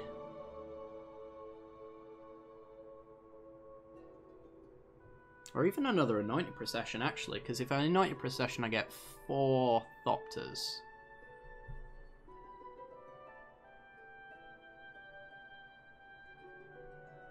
And then the Saheeli following that gives us loads of... oh, well, never mind. We're probably going to lose our Whirler Rogue here. Would be my guess. Oh, the Anointed Priest. Okay. Gives that trample though, so... it's lethal, right? Yeah, so lethal. Yep, alright, never mind. Would have loved to see if we...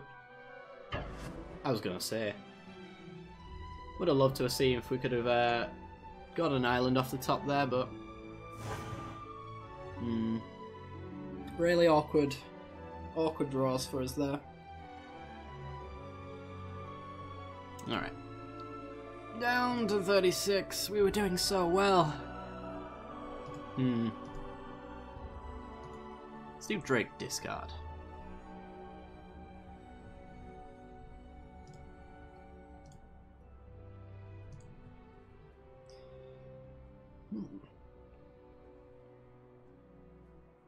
If anyone wants to challenge me to the magics, or even join me in some two-headed giant, let me know.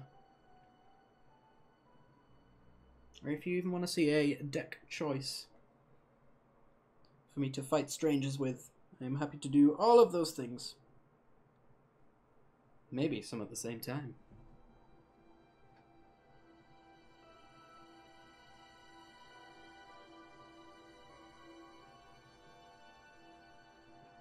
Okay. There's Rasta Tezzeret. It's my favourite Tezzeret.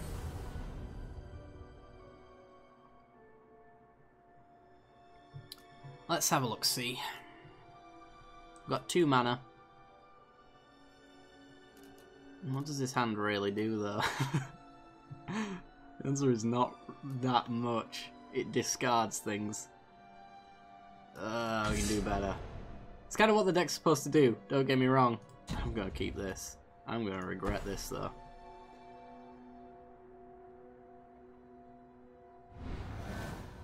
We get to start discarding things. I'm hoping we can get the Orrery online. Like, soon.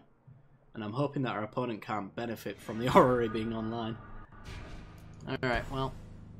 I'm going to go Crypt Breaker, play the Sunken Hollow, and pass the turn. More luck to give. Please, Thelona, I need it. Give me more of your horrible luck. It's been going so well today. That has to stop. Red, black. And Renegade map. Alright. Well, we're just gonna actually land and pass. Plan on discarding with the Crypt Breaker to make a 2-2. Probably not the Amalgam, to be honest. Because we can play it.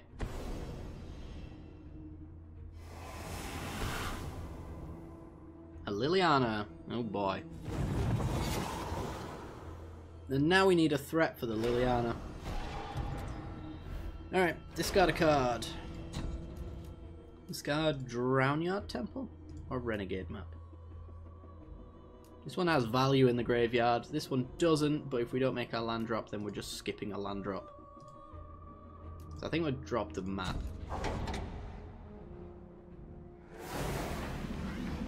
If we draw a land off the top, we go land, Orrery, land. That'd be nice. And we can. We've got a Languish stuck in our hand doing nothing though, so something to be aware of. Giripa Orrery.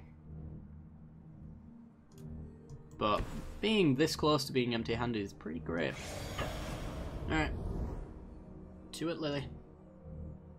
Let's try and keep her in check the best we can. Hopefully our opponent hasn't got a flooded hand. Because we're not quite at the stage of benefiting from it more than our opponent.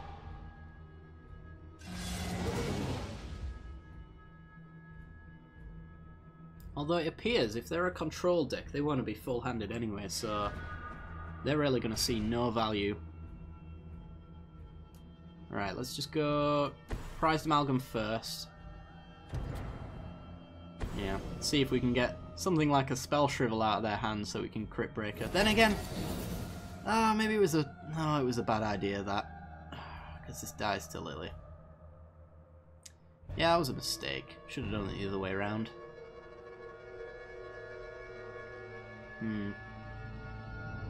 Then again, I could have paid for the Spell Shrivel, so he probably wouldn't. And he would have also just played the Crypt Breaker anyway. With the interest of getting empty-handed soon, we're just gonna play it. Ugh. If he ticks up on the crit breaker, there's a 2-2 coming at him, so...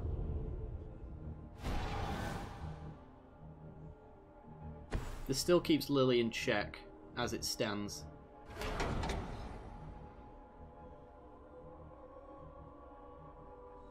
This is the last card that I want right now.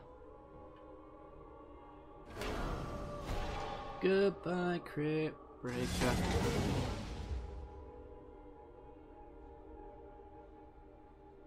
Okay, passes. There's a Drake Haven. Right, well, we're going to swing in first. If we can resolve this Drake Haven, we might be in a good spot. Because this actually plays around counter spells. Does he have one? He does not. Okay. Harness Lightning. Sure. It means we can languish for the sake of languishing. If we choose to. Because I suspect it's not really going to get any value. Possible win conditions. Torrential Gear Hulk, it gets around it. Ooh, a Never. Let's try it. Counter. Yep. It's a spell shrivel. We had to try. There's no way he was countering a Languish, so...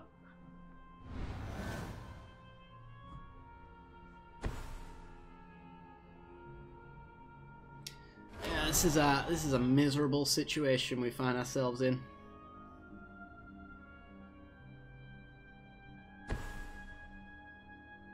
Kefnet. It's a 5/5. That's never going online though. Not right now. Not for a while.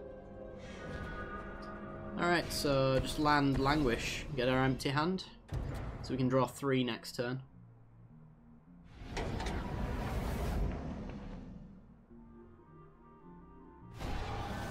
So we're taking advantage of the Orrery. Our opponent never will.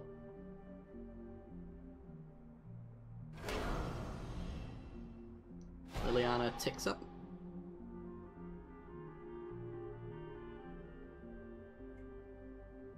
And passes. Alright. Come on, good cards. 3 cards. The best ones you've ever seen. I mean, they're not the worst I've ever seen. Land. Land. Ruthless Sniper goes first. Nope. And we do play around Spell Shrivel now. So he needs a hard counter, and he doesn't have one. Alright. Fatal Push, probably. Maybe. Telling time. Looking for answers. That's fine. So Ruthless Sniper can actually take care of Kefnet if we get the right hand. And we're drawing 3 again.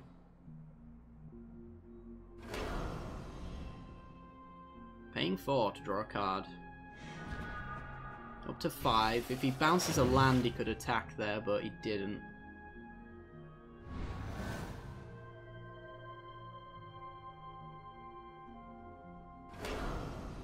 Take up? Sure.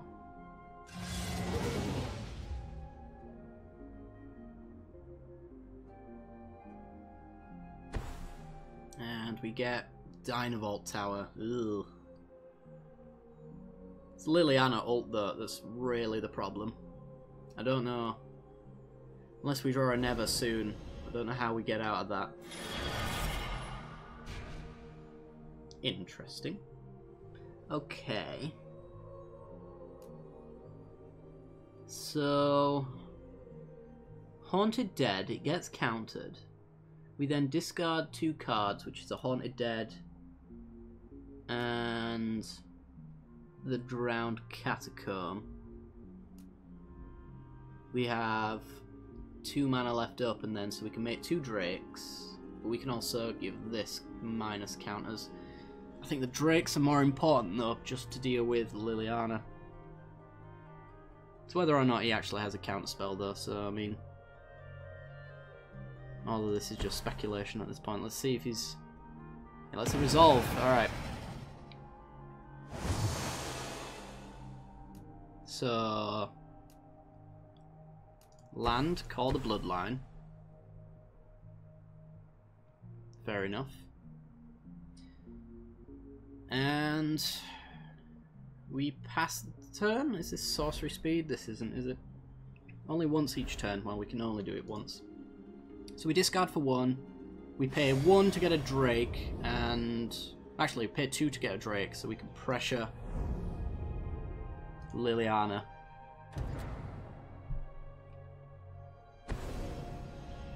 Now, telling time.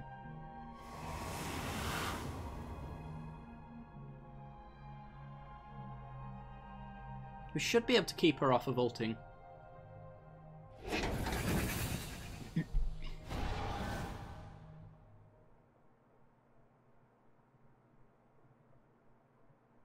And then we draw 3 cards with the Orrery again. So, kills the spirit. Sure. Needs answers for both of these if he wants to keep her at 7 as it stands. But he's going to need instant speed answers to the 2 Drakes. And the vampire token as well. Okay, he's just going to discard. So we discard the Haunted Dead. Select that, but I'm going to say no to it. Drake Haven, I'll pay 1. I'll pay 1. Can't pay for that. We get a 1/1 lifelinker from the Call the Bloodline. Then we draw 3 cards from the Orrery.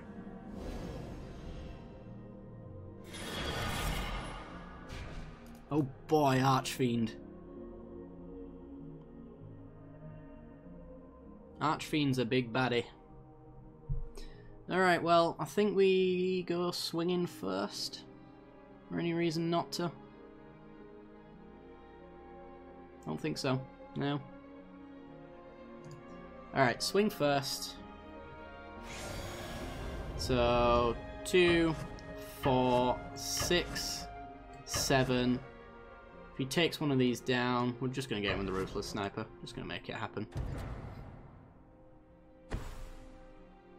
Flashing in the Torrential Gearhulk. For what? For the telling time. Let's...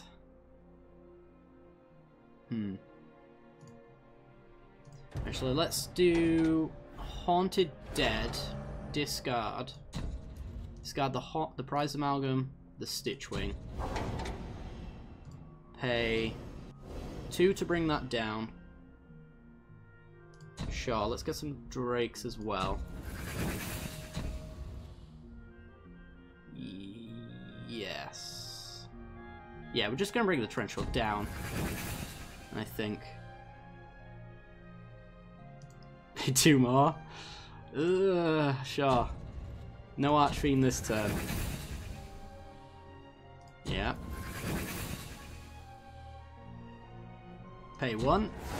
Pay 1. Get the Haunted Dead, the Prized Amalgam triggers.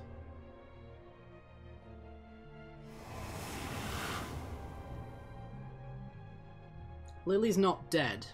He's still got a 3/4, but there's a big board state for him to answer now.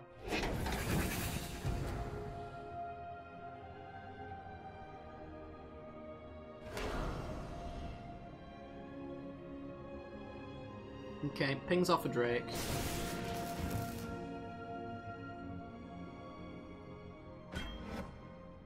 Takes out our discard outlet. And Lily goes to 3. So we pass. We get a Prized Amalgam. He probably board wipes. But we can play the Archfiend and hopefully just discard something good.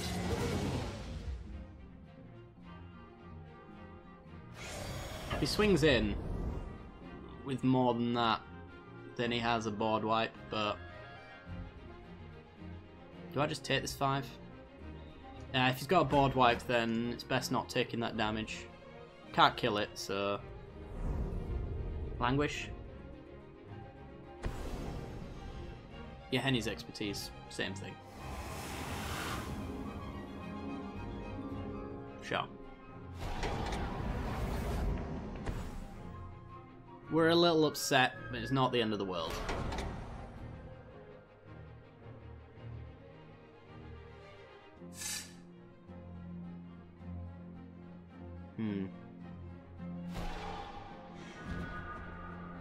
Wharf Infiltrator.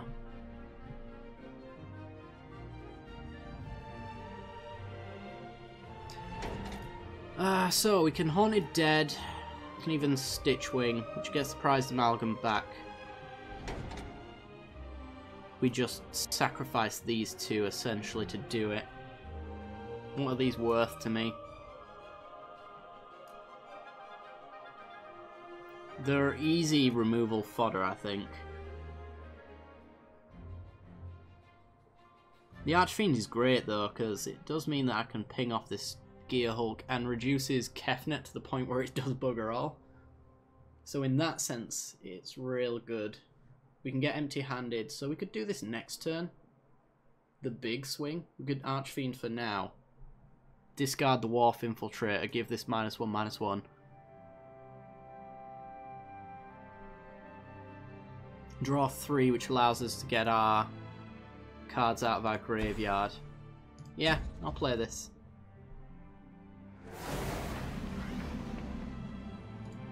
And then we'll pass. We'll do it on his turn. Harness Lightning. Well, now we'll do it on our turn.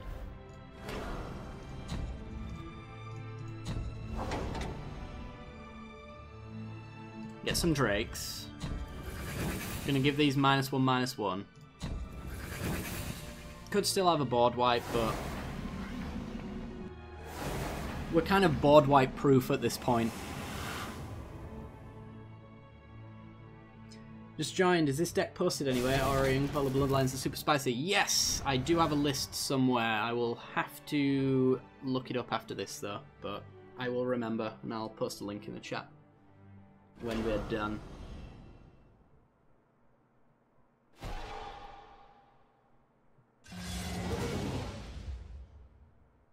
He just has to answer Orrery and then we're not in a good spot anymore, but he's just not seemingly able to do that.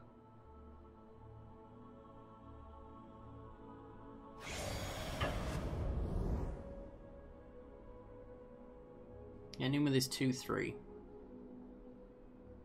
I mean, sure, why not? I'll allow that.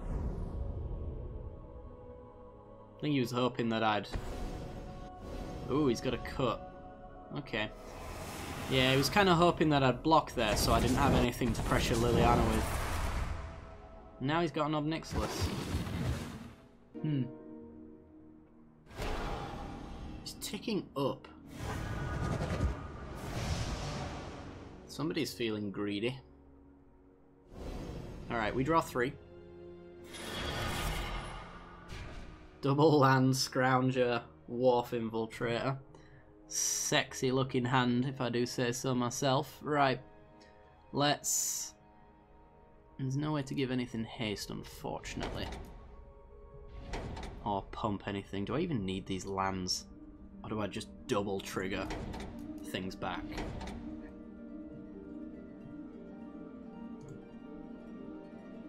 Well, I'm gonna get in at Ob Nixilis, because Ob Nixilis can just ping something directly off the board, whereas Liliana's kind of a conditional removal. I can pay... I mean, we've got 2 Haunted Deads in here, so I can pay 2 for you. Which gives me 2 discards, which is 4 triggers. 1, 2, 3, 4. That's a fair amount of Drakes. We can't get full Drake value as it stands. So I might as well just play our lands. And then just discard these 2 instead. to the Call the Bloodline.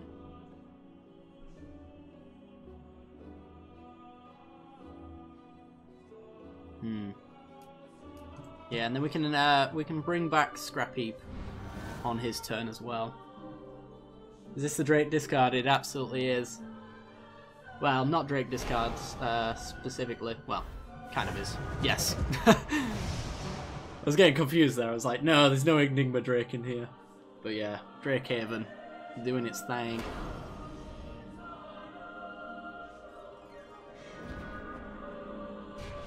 Are against a pretty decent control deck that has allowed a fair too few many things to get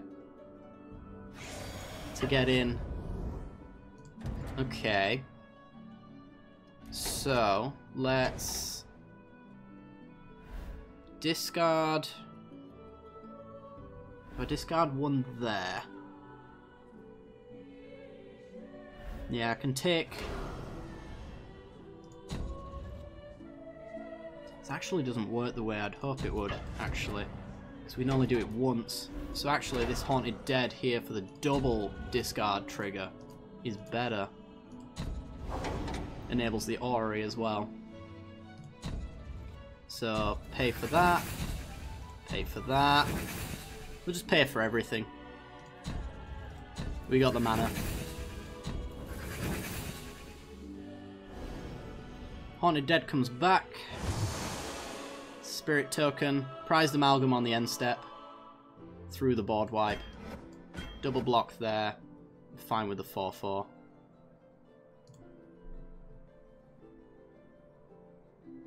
Oh, thanks for the link, buddy.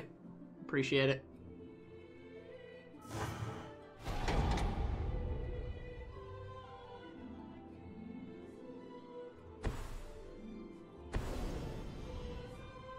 Okay.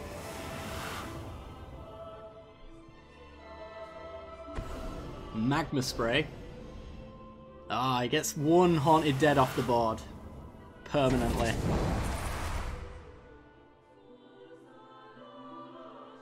That's fine. And a Radiant Flames. Also fine.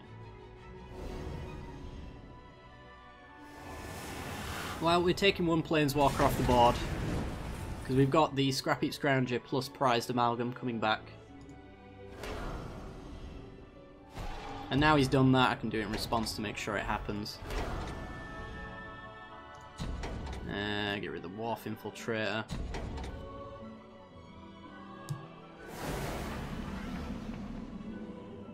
Because I don't think we had the trigger before. Yeah, that's 6 power on the board. Orrery triggers, we get 3 cards. Oh boy, so much to do. Did I do changes to this? I am not quite sure. It was a long time ago when this deck was showcased, so of that I am unsure. Right, well we've got no hasty stuff, so let's get in. Do we take out Obnixilis or Liliana? I think it's Obnixilis for the card advantage. He's got to go.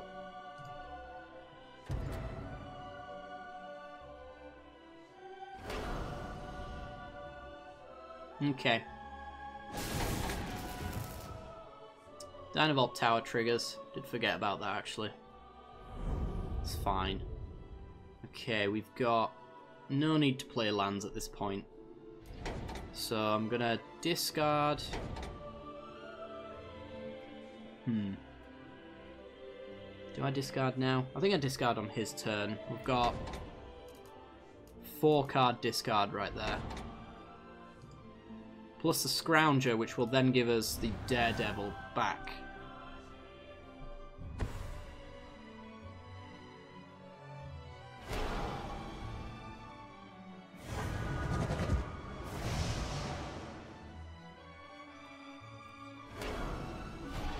Okay, ticks up.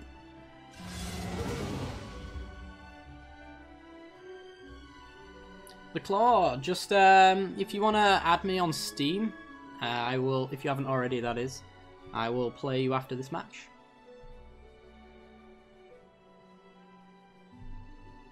Steam name is right there. Right.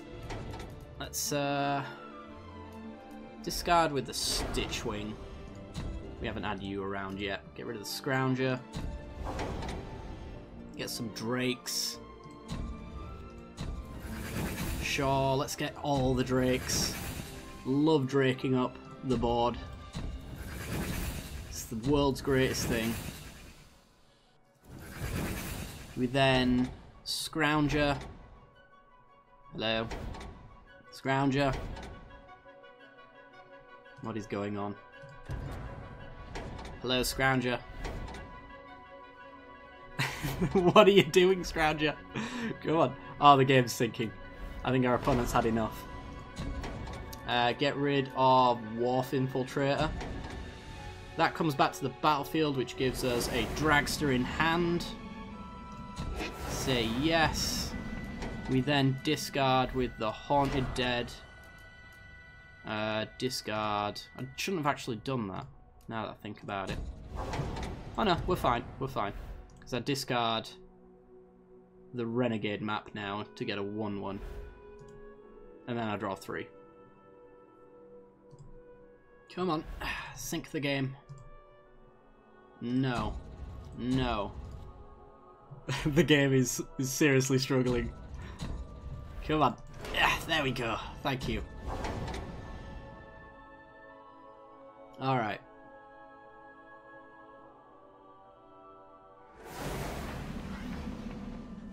That's a board state to be proud of right there.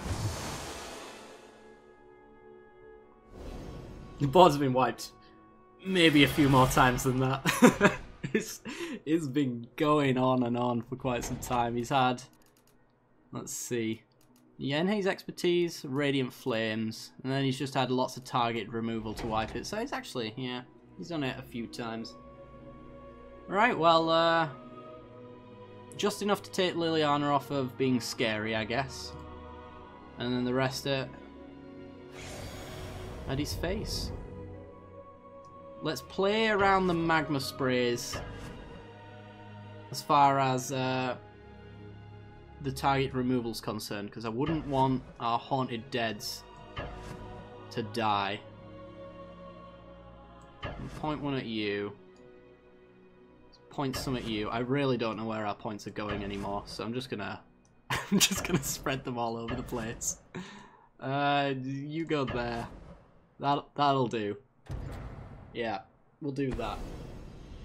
He's got a Glimmer.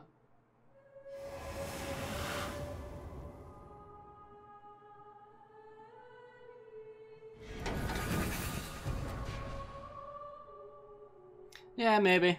I don't know. I'm gonna have the board definitely to just kill him on the spot next turn, though. I'm pretty certain of it.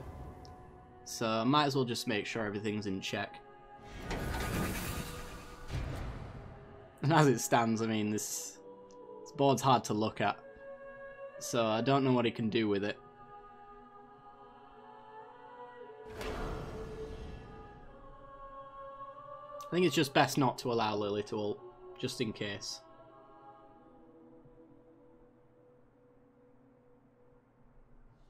Okay, Tower's going somewhere.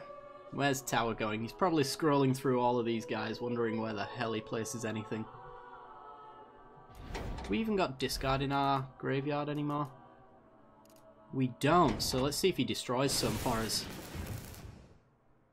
We've got the Call the Bloodline, of course. I think that's him targeting a Haunted Dead. I can't tell anymore. So I think it's a Scrapheap Scrounger.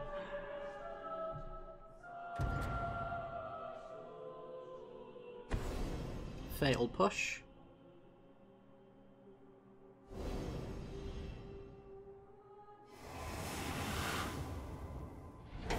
Another Drake down.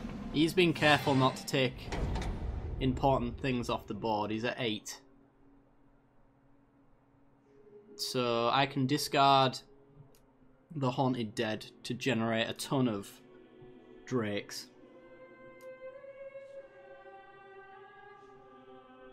So I might as well play that. I'm going to discard there for the 1, and then I've got the 2 to bring it back. Pass the turn. I think we just got him now. He's going to need an instant speed board wipe.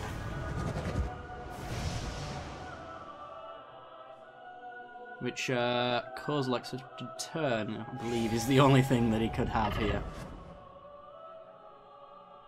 Sure, I'll take you 4. I am not getting baited into putting up blockers for you to wipe them off the board. I bet he's got a handful of counters, and we've done nothing that he can counter for a long time.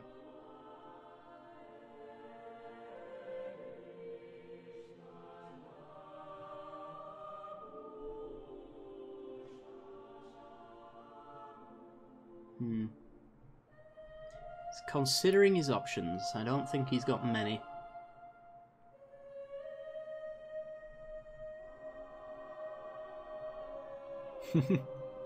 Kozilek's return would be pretty sweet. We still got a 3-4 and a 3-3 though. Radiant Flames? Sure.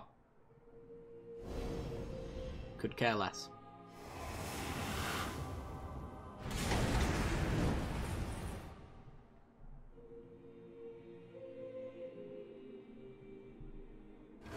Liliana. Ticks up there, sure. It's fine. Just puts more discard into our graveyard for us to use. We're going to do it this way though, because we get empty-handed for the orrery.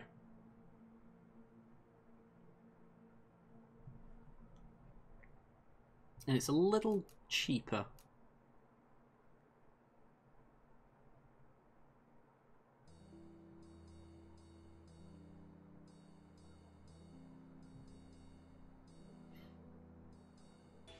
Anything, opponent?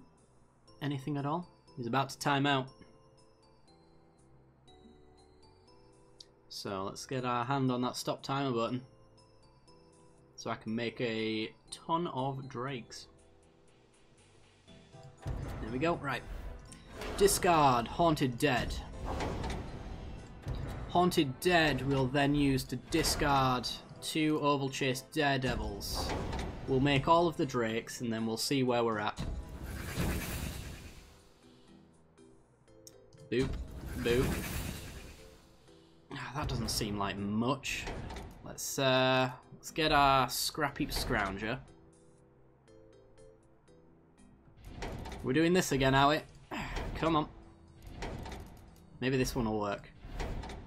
Nope. Come on. Yeah. Seriously. The game hates me. I want the artifact so I can get 2 Daredevils back to my hand. Fine, let's do that instead. I'm just not allowed, apparently. Come on. Game is sinking.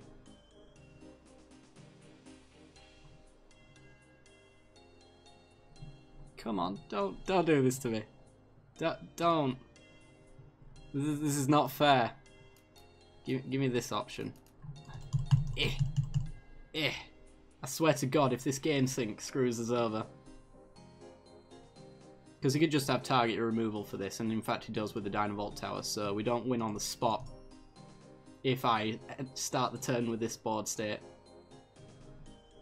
But we would have the Scrap Heap Scrounger, which would get 2 Daredevils back to our hand, which would trigger the Prized Amalgam. We'd be able to discard again and get 2 more drakes, is essentially how this works. But I do believe we're being desynced out, which is upsetting. This is the first time this has ever happened to me, actually, to be honest. This particular situation. I just like how this is a graveyard that's all graveyard interaction at this point.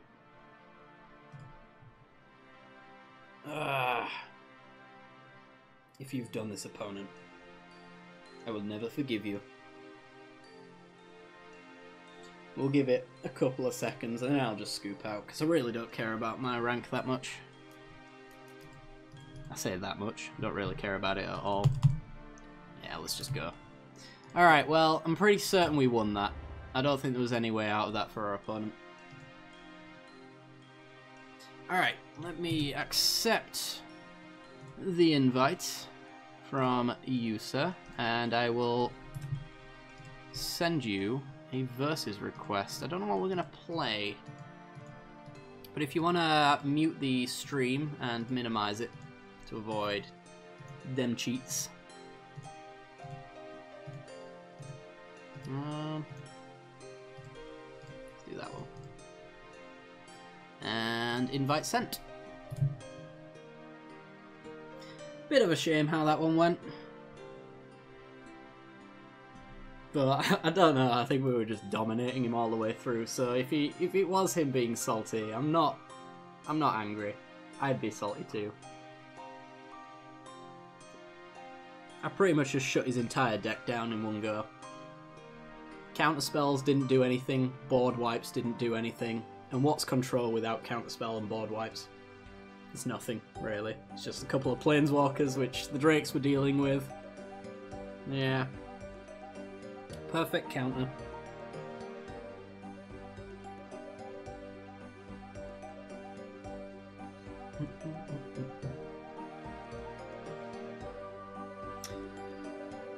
The Claw, have you got my invite, sir?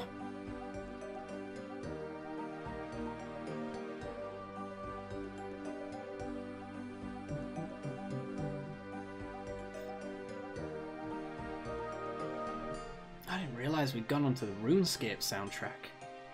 Oh boy. Original RuneScape as well. Good RuneScape.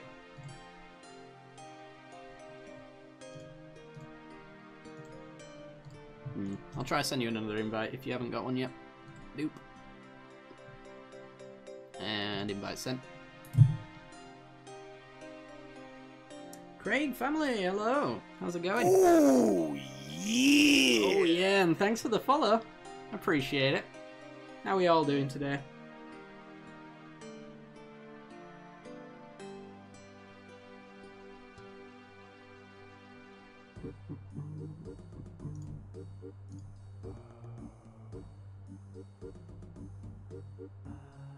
Let me send the Claw a private message. I'm curious as to whether he got the message. Oh. Yeah. Send him a message. Yeah, fine. There we go. Let's see if he can send me one instead.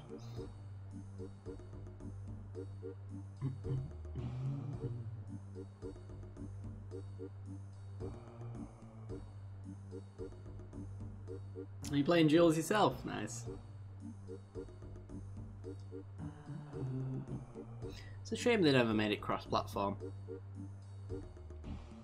So no, I'm pretty sure about 50% of my audience is Xbox. Hey, we got an invite. Okay. Boop. And I would love to challenge the 50% of my audience, but unfortunately, can't do it.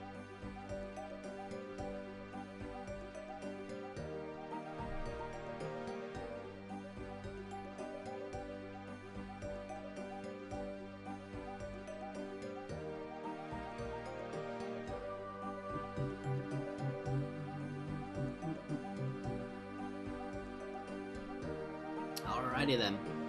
Let's see what our opponent is playing. Something spicy, I'd hope.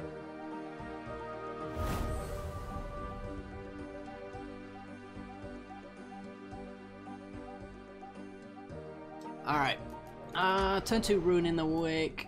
Turn 3, pull some Marassa for nothing. And then a Thought Not Seer on turn 4. Yeah, we'll keep this.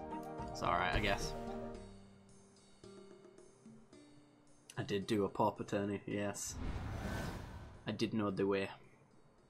I believe is the term the kids are saying these days. Do you know the way? Right, let's go Wastes and then Ruin in the Wake. Get some more green, I guess. Actually, yeah, let's be on the safe side. We get more waste for Walker of the Wastes. but we don't need it.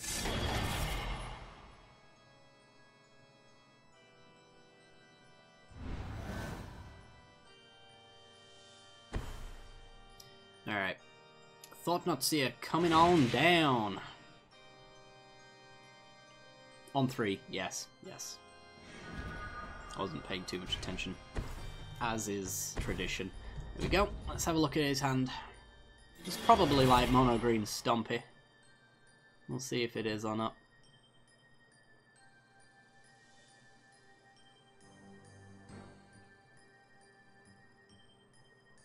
Ah, he'd gone to AI. Oh no. And he was big Stompy, jeez. Alright, well. Boop. He gone. Pretty sure we can race him past those Ulamogs. The Claw, if you want to message me back in chat, I'll send you another invite. Another Thought Not Seer, alright. I think this one, at this current juncture, might have gone my way horribly for my opponent. So I'm about to eat another card, and I'm going to play a Green Warden, and then we've got disgusting board state. Alright, I think it's Ulamog time. Actually, no. Let's get that out of the way. Don't want him having any Scions blocking. It's going to be 9 years till he gets to it anyway.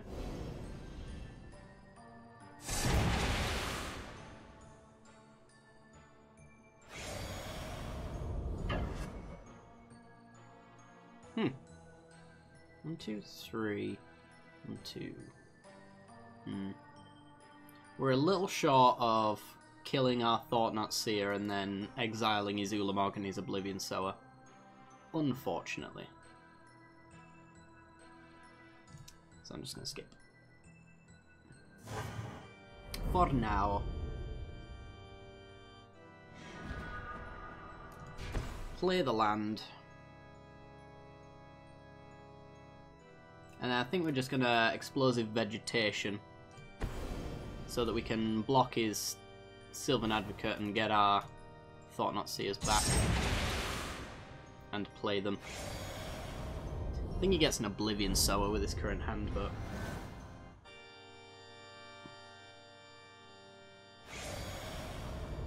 yeah, he does. Just gonna play it? No. And this is Pilgrimage instead. Alright, well I'm gonna eat his hand a little bit more. Advocate of our own. I'm gonna suspiciously swing in for 8.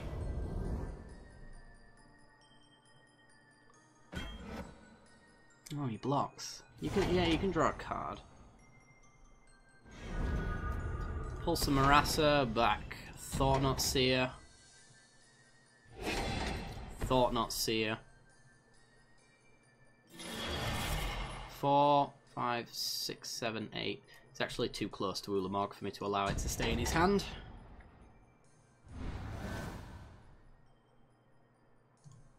Tireless Tracker, sure. So we can swing in with our Thought Not Seers and Green Warden them back, and then eat his hand again. We're doing a lot of hand eating, I have to say. Do it now? Do it later? Does it matter? He's going to Oblivion Sower here anyway. I suppose I give him more options on his own turn if I block there, so I'm just going to swing through later.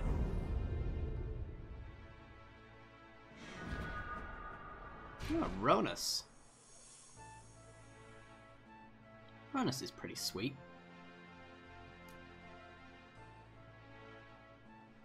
So 3, 6. I can play Sylvan Advocate and Green Warden in the same turn. Green Warden gets back to Thought Not Seer. The only way we're not dealing 4 here is if he double blocks and then he trades a Tireless Tracker, which I'm fine with. He's obviously going to chump the Thought Not Seer, which is fine. You can draw. You get an extra card for a little while, but I'll get it back. We Green Warden. I've never thought not seared this much in a single game in my entire life.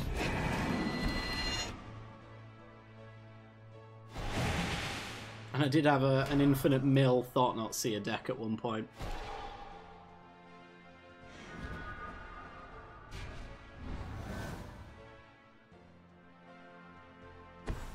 Okay. Jetty offshoot. Sure. Why aren't you playing that Oblivion Solar? It's such a good blocker.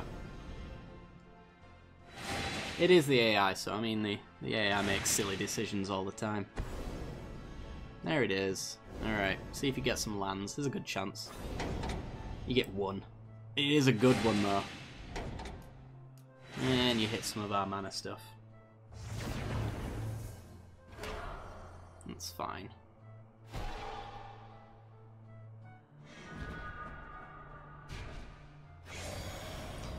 You can have a peek as to what you are doing as well, eventually. I'll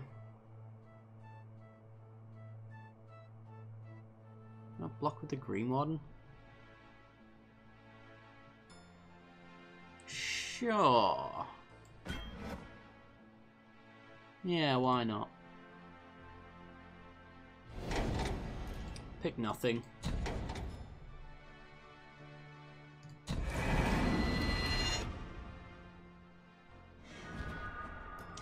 Land, thought not. See what you got. Thought not for the 4th time. Plated Crusher, okay. And lands.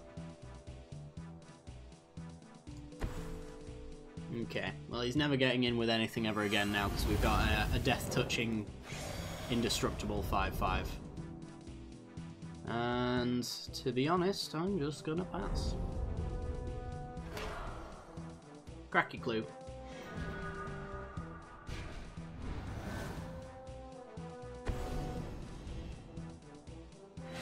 So land drop.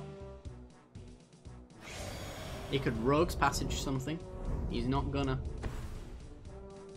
Gonna Woodland Bellower. Okay.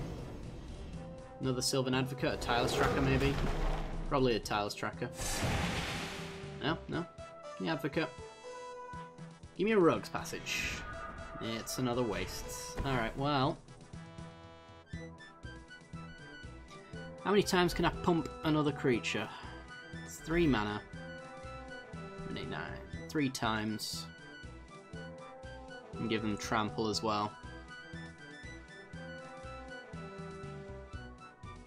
So, does it benefit me at all to just mass swing? I'm going in with Ronas and I'm going in with probably the Sylvan Advocate.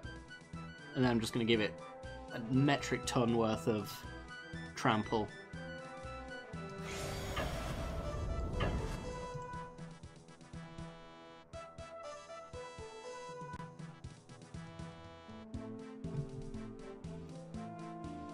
Rather than giving him card draw, although we've pretty much got rid of all the best threats in the deck.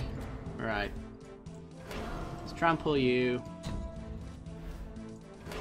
Trample you. Actually,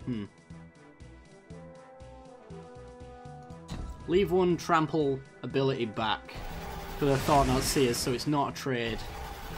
Or it is a trade with the Sylvan Advocates. Get into 8. Just needs a Rogue's Passage, really. Land. We don't know what those other 2 cards are anymore, because he did have 2 lands last we checked. Do I let you draw to trade off a creature? Ugh. Yeah, let's trade it off. I think we'll be fine.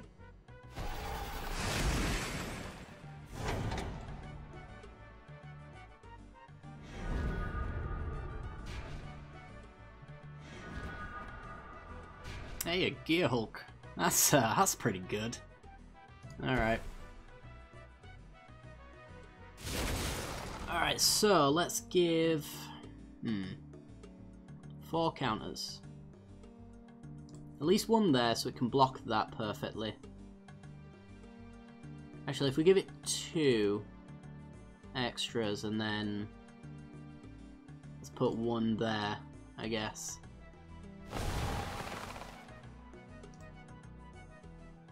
We can swing in. Makes our Ranas unblockable. Alright, well that's a concession of the AI if I've ever seen one. Blocks there. We give it trample.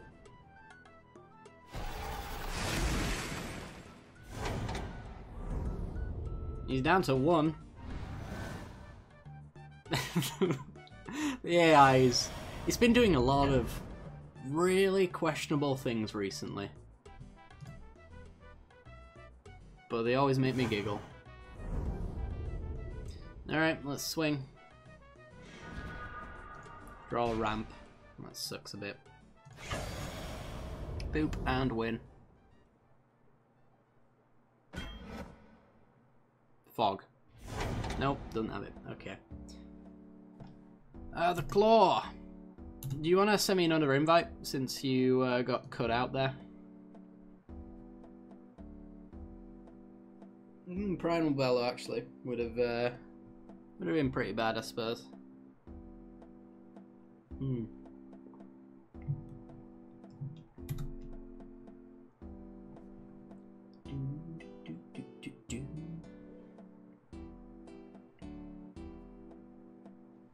Let me just send him a private message. I don't know if he's on the stream anymore.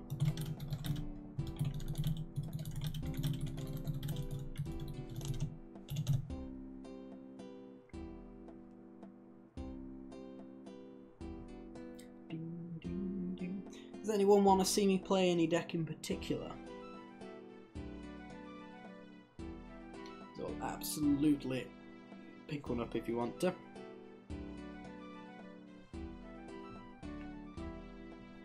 I'm pretty sure I have most of every archetype that you'd want.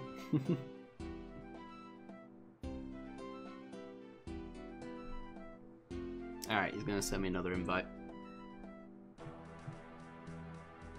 We do have about 20 minutes left of the stream, so after this match, there's probably only going to be one more, so if anybody does want to play with or against me, let me know. It'll be first come, first serve, priority going to those who haven't played against me already today. Which is not many of you, actually, so wouldn't worry. Wizard Tribal. It's the one deck I don't have. You know what? I might build it again, though. Or Super Friends.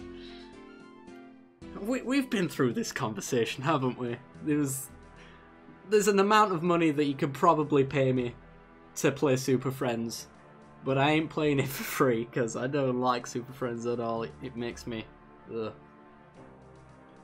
makes me a little ill to think about.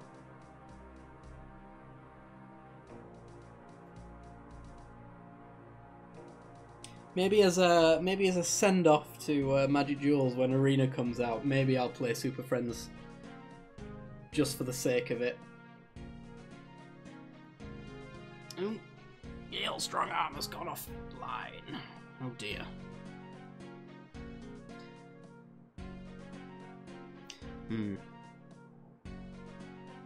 Is he coming back? I don't know. I guess I'm gonna have a game against a random opponent and then see if he comes back. Yeah, unfortunately, this is gonna be it. It's gonna have to be the case. Right.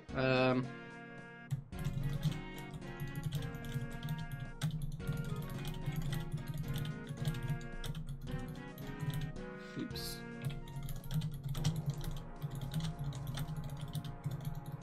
There we go. Right. Let's play not Wizard Tribal and not Super Friends. What's the most of them? I suppose we could play the closest thing I do have to Super Friends, which is Grixis Control. It's got like 3 Planeswalkers. Ah, did it crash? That's fine. I'm just gonna play a random and then I'll send you an invite, I guess. You can be the last game of the night.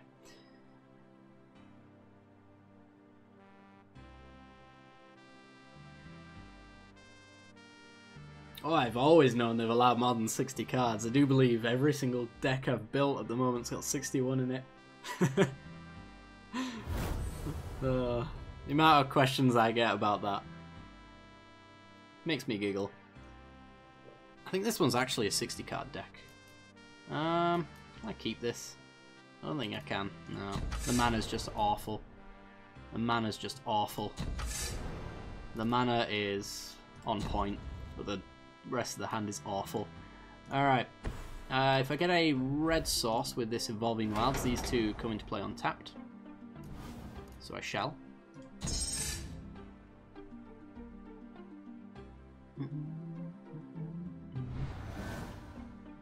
Ah, RuneScape.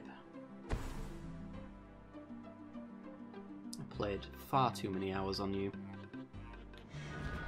Alright. Yeah, I might as well play the island. Makes our checklands, or buddy lands? I think they're called checklands. Something like that. I'm not up with the kids on the terms for lands, but the ones that check for basics. They'll come into play on tap for the future now. Elvish Visionary.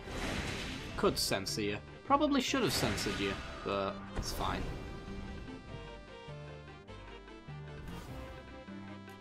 I will take every piece of removal you can give me.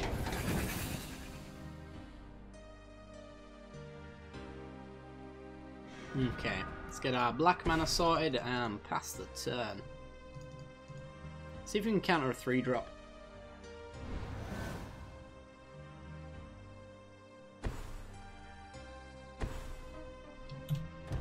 Ah, can't be countered. Ah, well, you don't see that every day. I'm gonna disintegrate it though. Or do I just expertise it later? Shall I just take a little bit of a beating in order to expertise?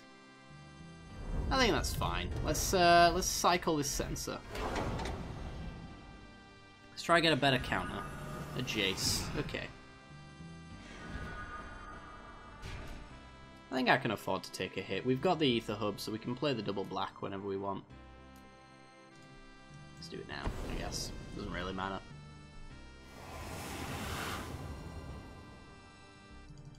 And pass.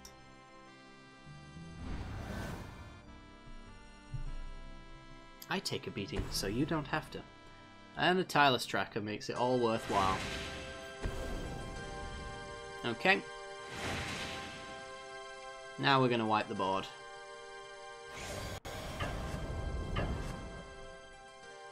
We can take 5, but we get a Tireless Tracker off the board. Card advantage is not something we want our opponent having access to. More lands, wonderful. Right, Yahenni's expertise, go! Do not cast anything. Play the Sulphur Falls and pass. Next turn, Jace, hopefully into an empty board would be pleasant for us. Well, it's a Tireless Tracker. Into a land drop. So we can disintegrate that. Excuse me.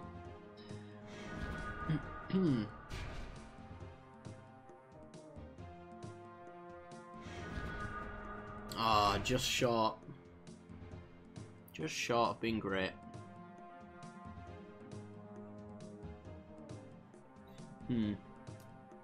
So, play our Sulphur Falls.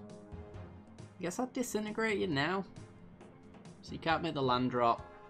I could bounce you with Jace. And then disintegrate you later. You got what? 1, 2, 3, 4, 5. 6 mana next turn.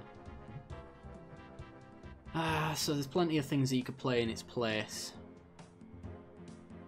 But if I disintegrate you now and you play another 2 toughness creature, which you've had a few of, I can Magma Spray, exile that, and Jace in the same turn. Yeah, let's just kill it. And pass.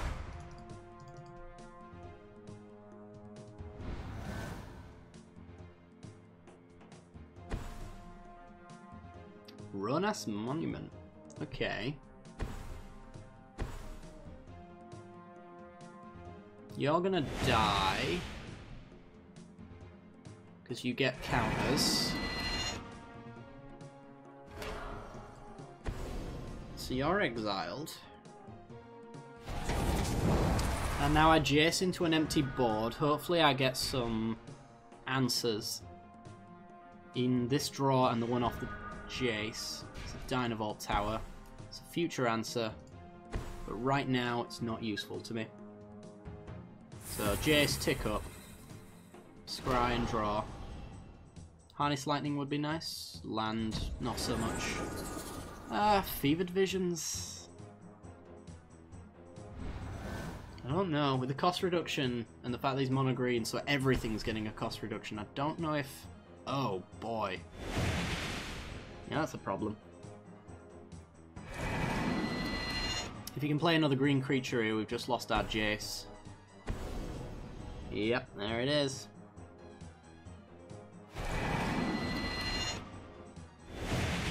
So yeah, I don't know where we stand on this one.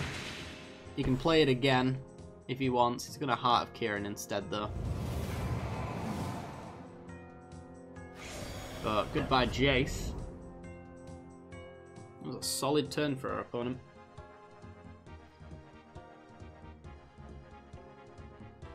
Really needed an Essence Scatter or something like that, which I think this deck is running. Telling Time. Well, there's not much we can do. We need card advantage. We can't get cost reduction for the Telling Time. We haven't made our land drop yet, actually, so we could do it main phase. Or did we just do our land drop? I don't know. Got the memory of a goldfish. It's a 4-3. I mean, he's got 3-4 in hand, though, so not really doing us any favours. I'll take it anyway. Might as well. Take the Fevered Visions.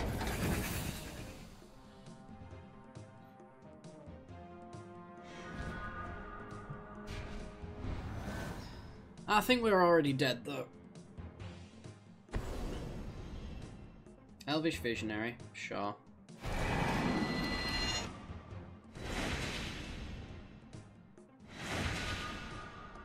Let's see if he wants to play something else into this as well. Bestiary. So he's got the elephant and then a land. Alright, we know his entire hand. Now we don't. Because he gets to draw. Wow! Our opponent's deck is doing exactly what it wants to do. With brutal efficiency.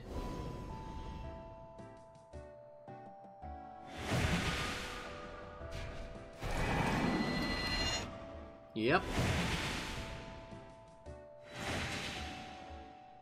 That's lethal right there. Oh boy.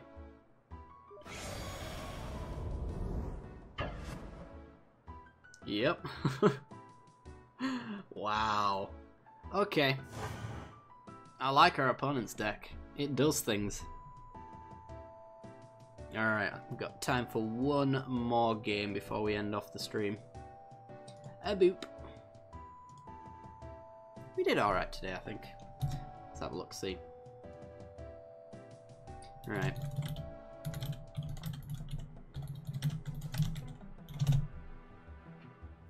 A boop.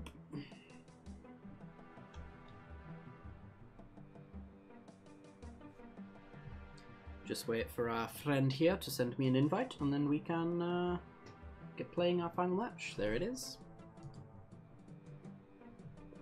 Okay, what do I want to play?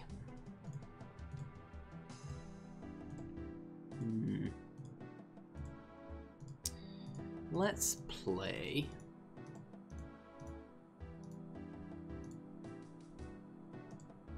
Let's play this one. Let's see if we can go for a full game.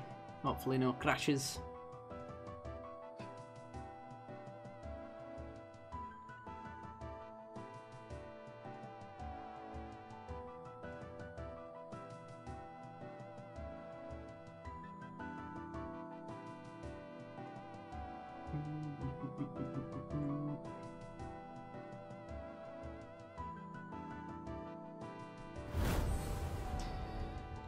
Alright, here we go. So, do we have a good hand?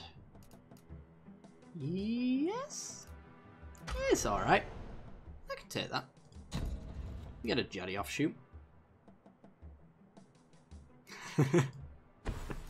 Hopefully no crashes to the game that's not in beta. Yep. Sad times when I have to say that.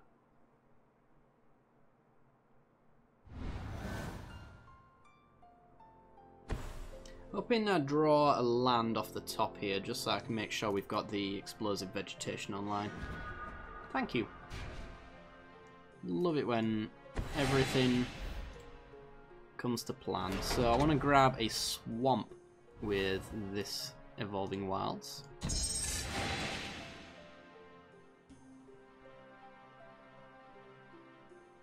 I remember rightly, this deck is built for Two-Headed Giant. But it's still quite effective in one-on-one, I would say. Smoldering Marsh. Well, I think I'm going to throw out the Tireless Tracker because we're going to be using Explosive Vegetation on turn 4. I just want to get into this Sandworm Convergence, essentially. So, yeah, let's do it. If he's got a shock or anything like that, so be it. Yeah, there it is. Galvanic Bombardment is the removal of choice. Interesting.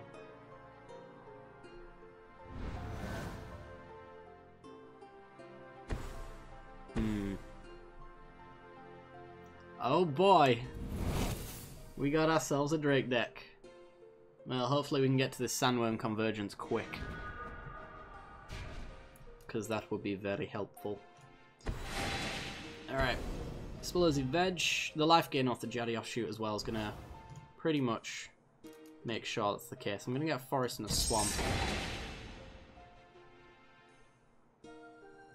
For no particular reason.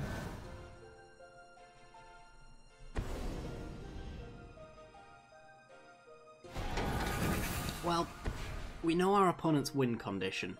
That's the upside. It's the structure of the deck that I'm curious about.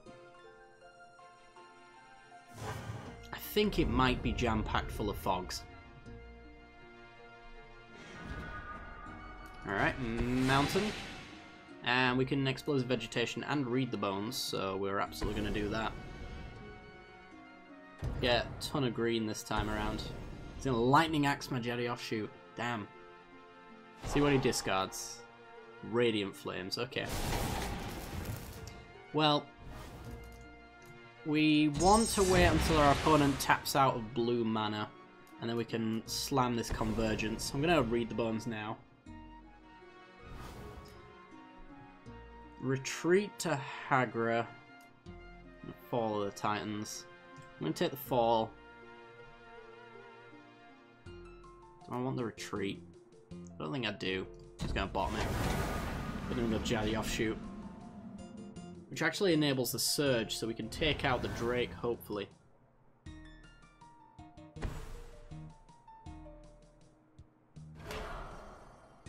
Oh, this is great for us. Okay, so he can get in for 7.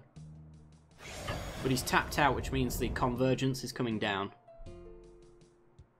Which means his Drake is no longer going to do anything. He's going to need some of that green mana to be enchantment removal. Also Nixless. Oh my god, all the options. Well, I think it's Sandworm plus Jetty offshoot. Guarantee that 5/5 at least. And some maybe future life gain.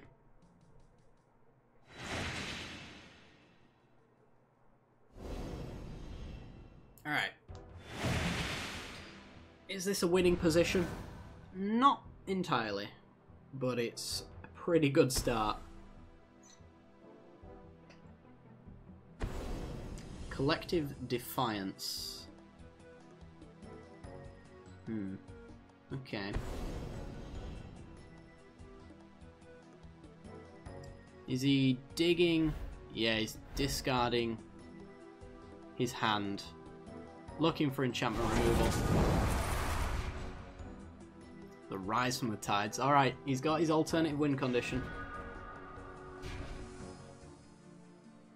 So we are just gonna go mountain. Do we have Nixilis here? You can't attack with that. We've got 2 5/5s left to block. Yeah, we might as well. We could follow the Titans X4.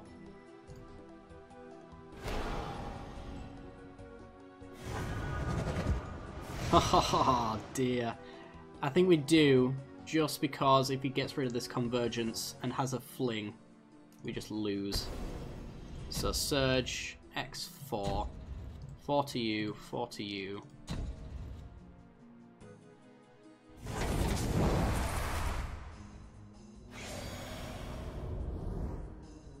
And get him for 5. You can't suit up both of them in the same turn. And even if you did, you still won't be able to take off Nixilis down.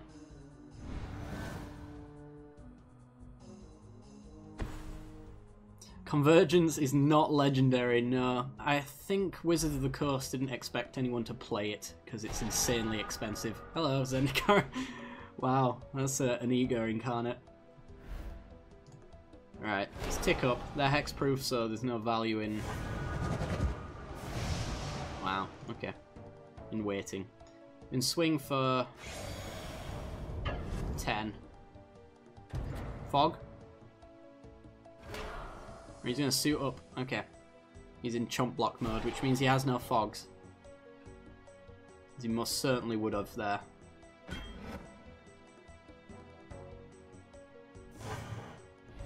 And convergence numero dos. Galvanic Bombardment takes out a Sandworm. But now we're gaining 2 a turn. So I don't think there's any way we don't have lethal right here.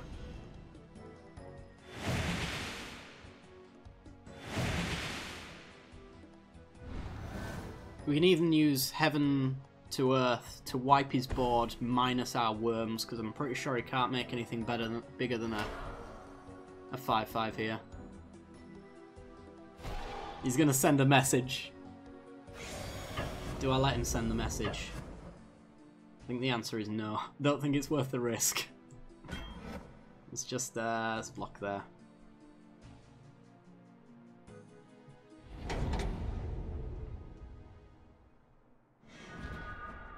Oh, I'm not. I can't. I can't do that to him. I could take his lands out so that it has no interaction to this, but it's just BM, most likely. So I'm just going to swing in for 15. Oh boy. That went insanely our way, and I did not expect that, to be honest. But, there you go. Well, I think that is going to do it for today's stream.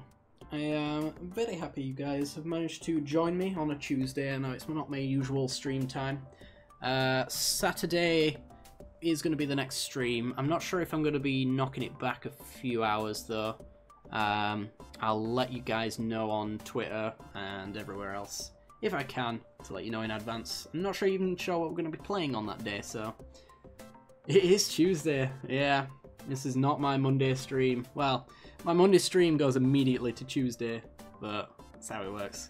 Playing at midnight is very confusing. Anyway, if you haven't yet done so, be sure to follow the stream to get notifications when we go live in the future. If you want to support the channel as well, you can subscribe if you've got Amazon Prime. You might have a free Twitch Prime subscription. If you're not using it, then it's just there. You can give it to any of your favorite Twitch streamers, which... Thelona, are you affiliated now? You might be able to give your subscription to Thelona as well. I also, last week, got partnered with Humble Bundle as well, so if you are a Humble Bundler and you want to support the channel as well, you can use the link down below.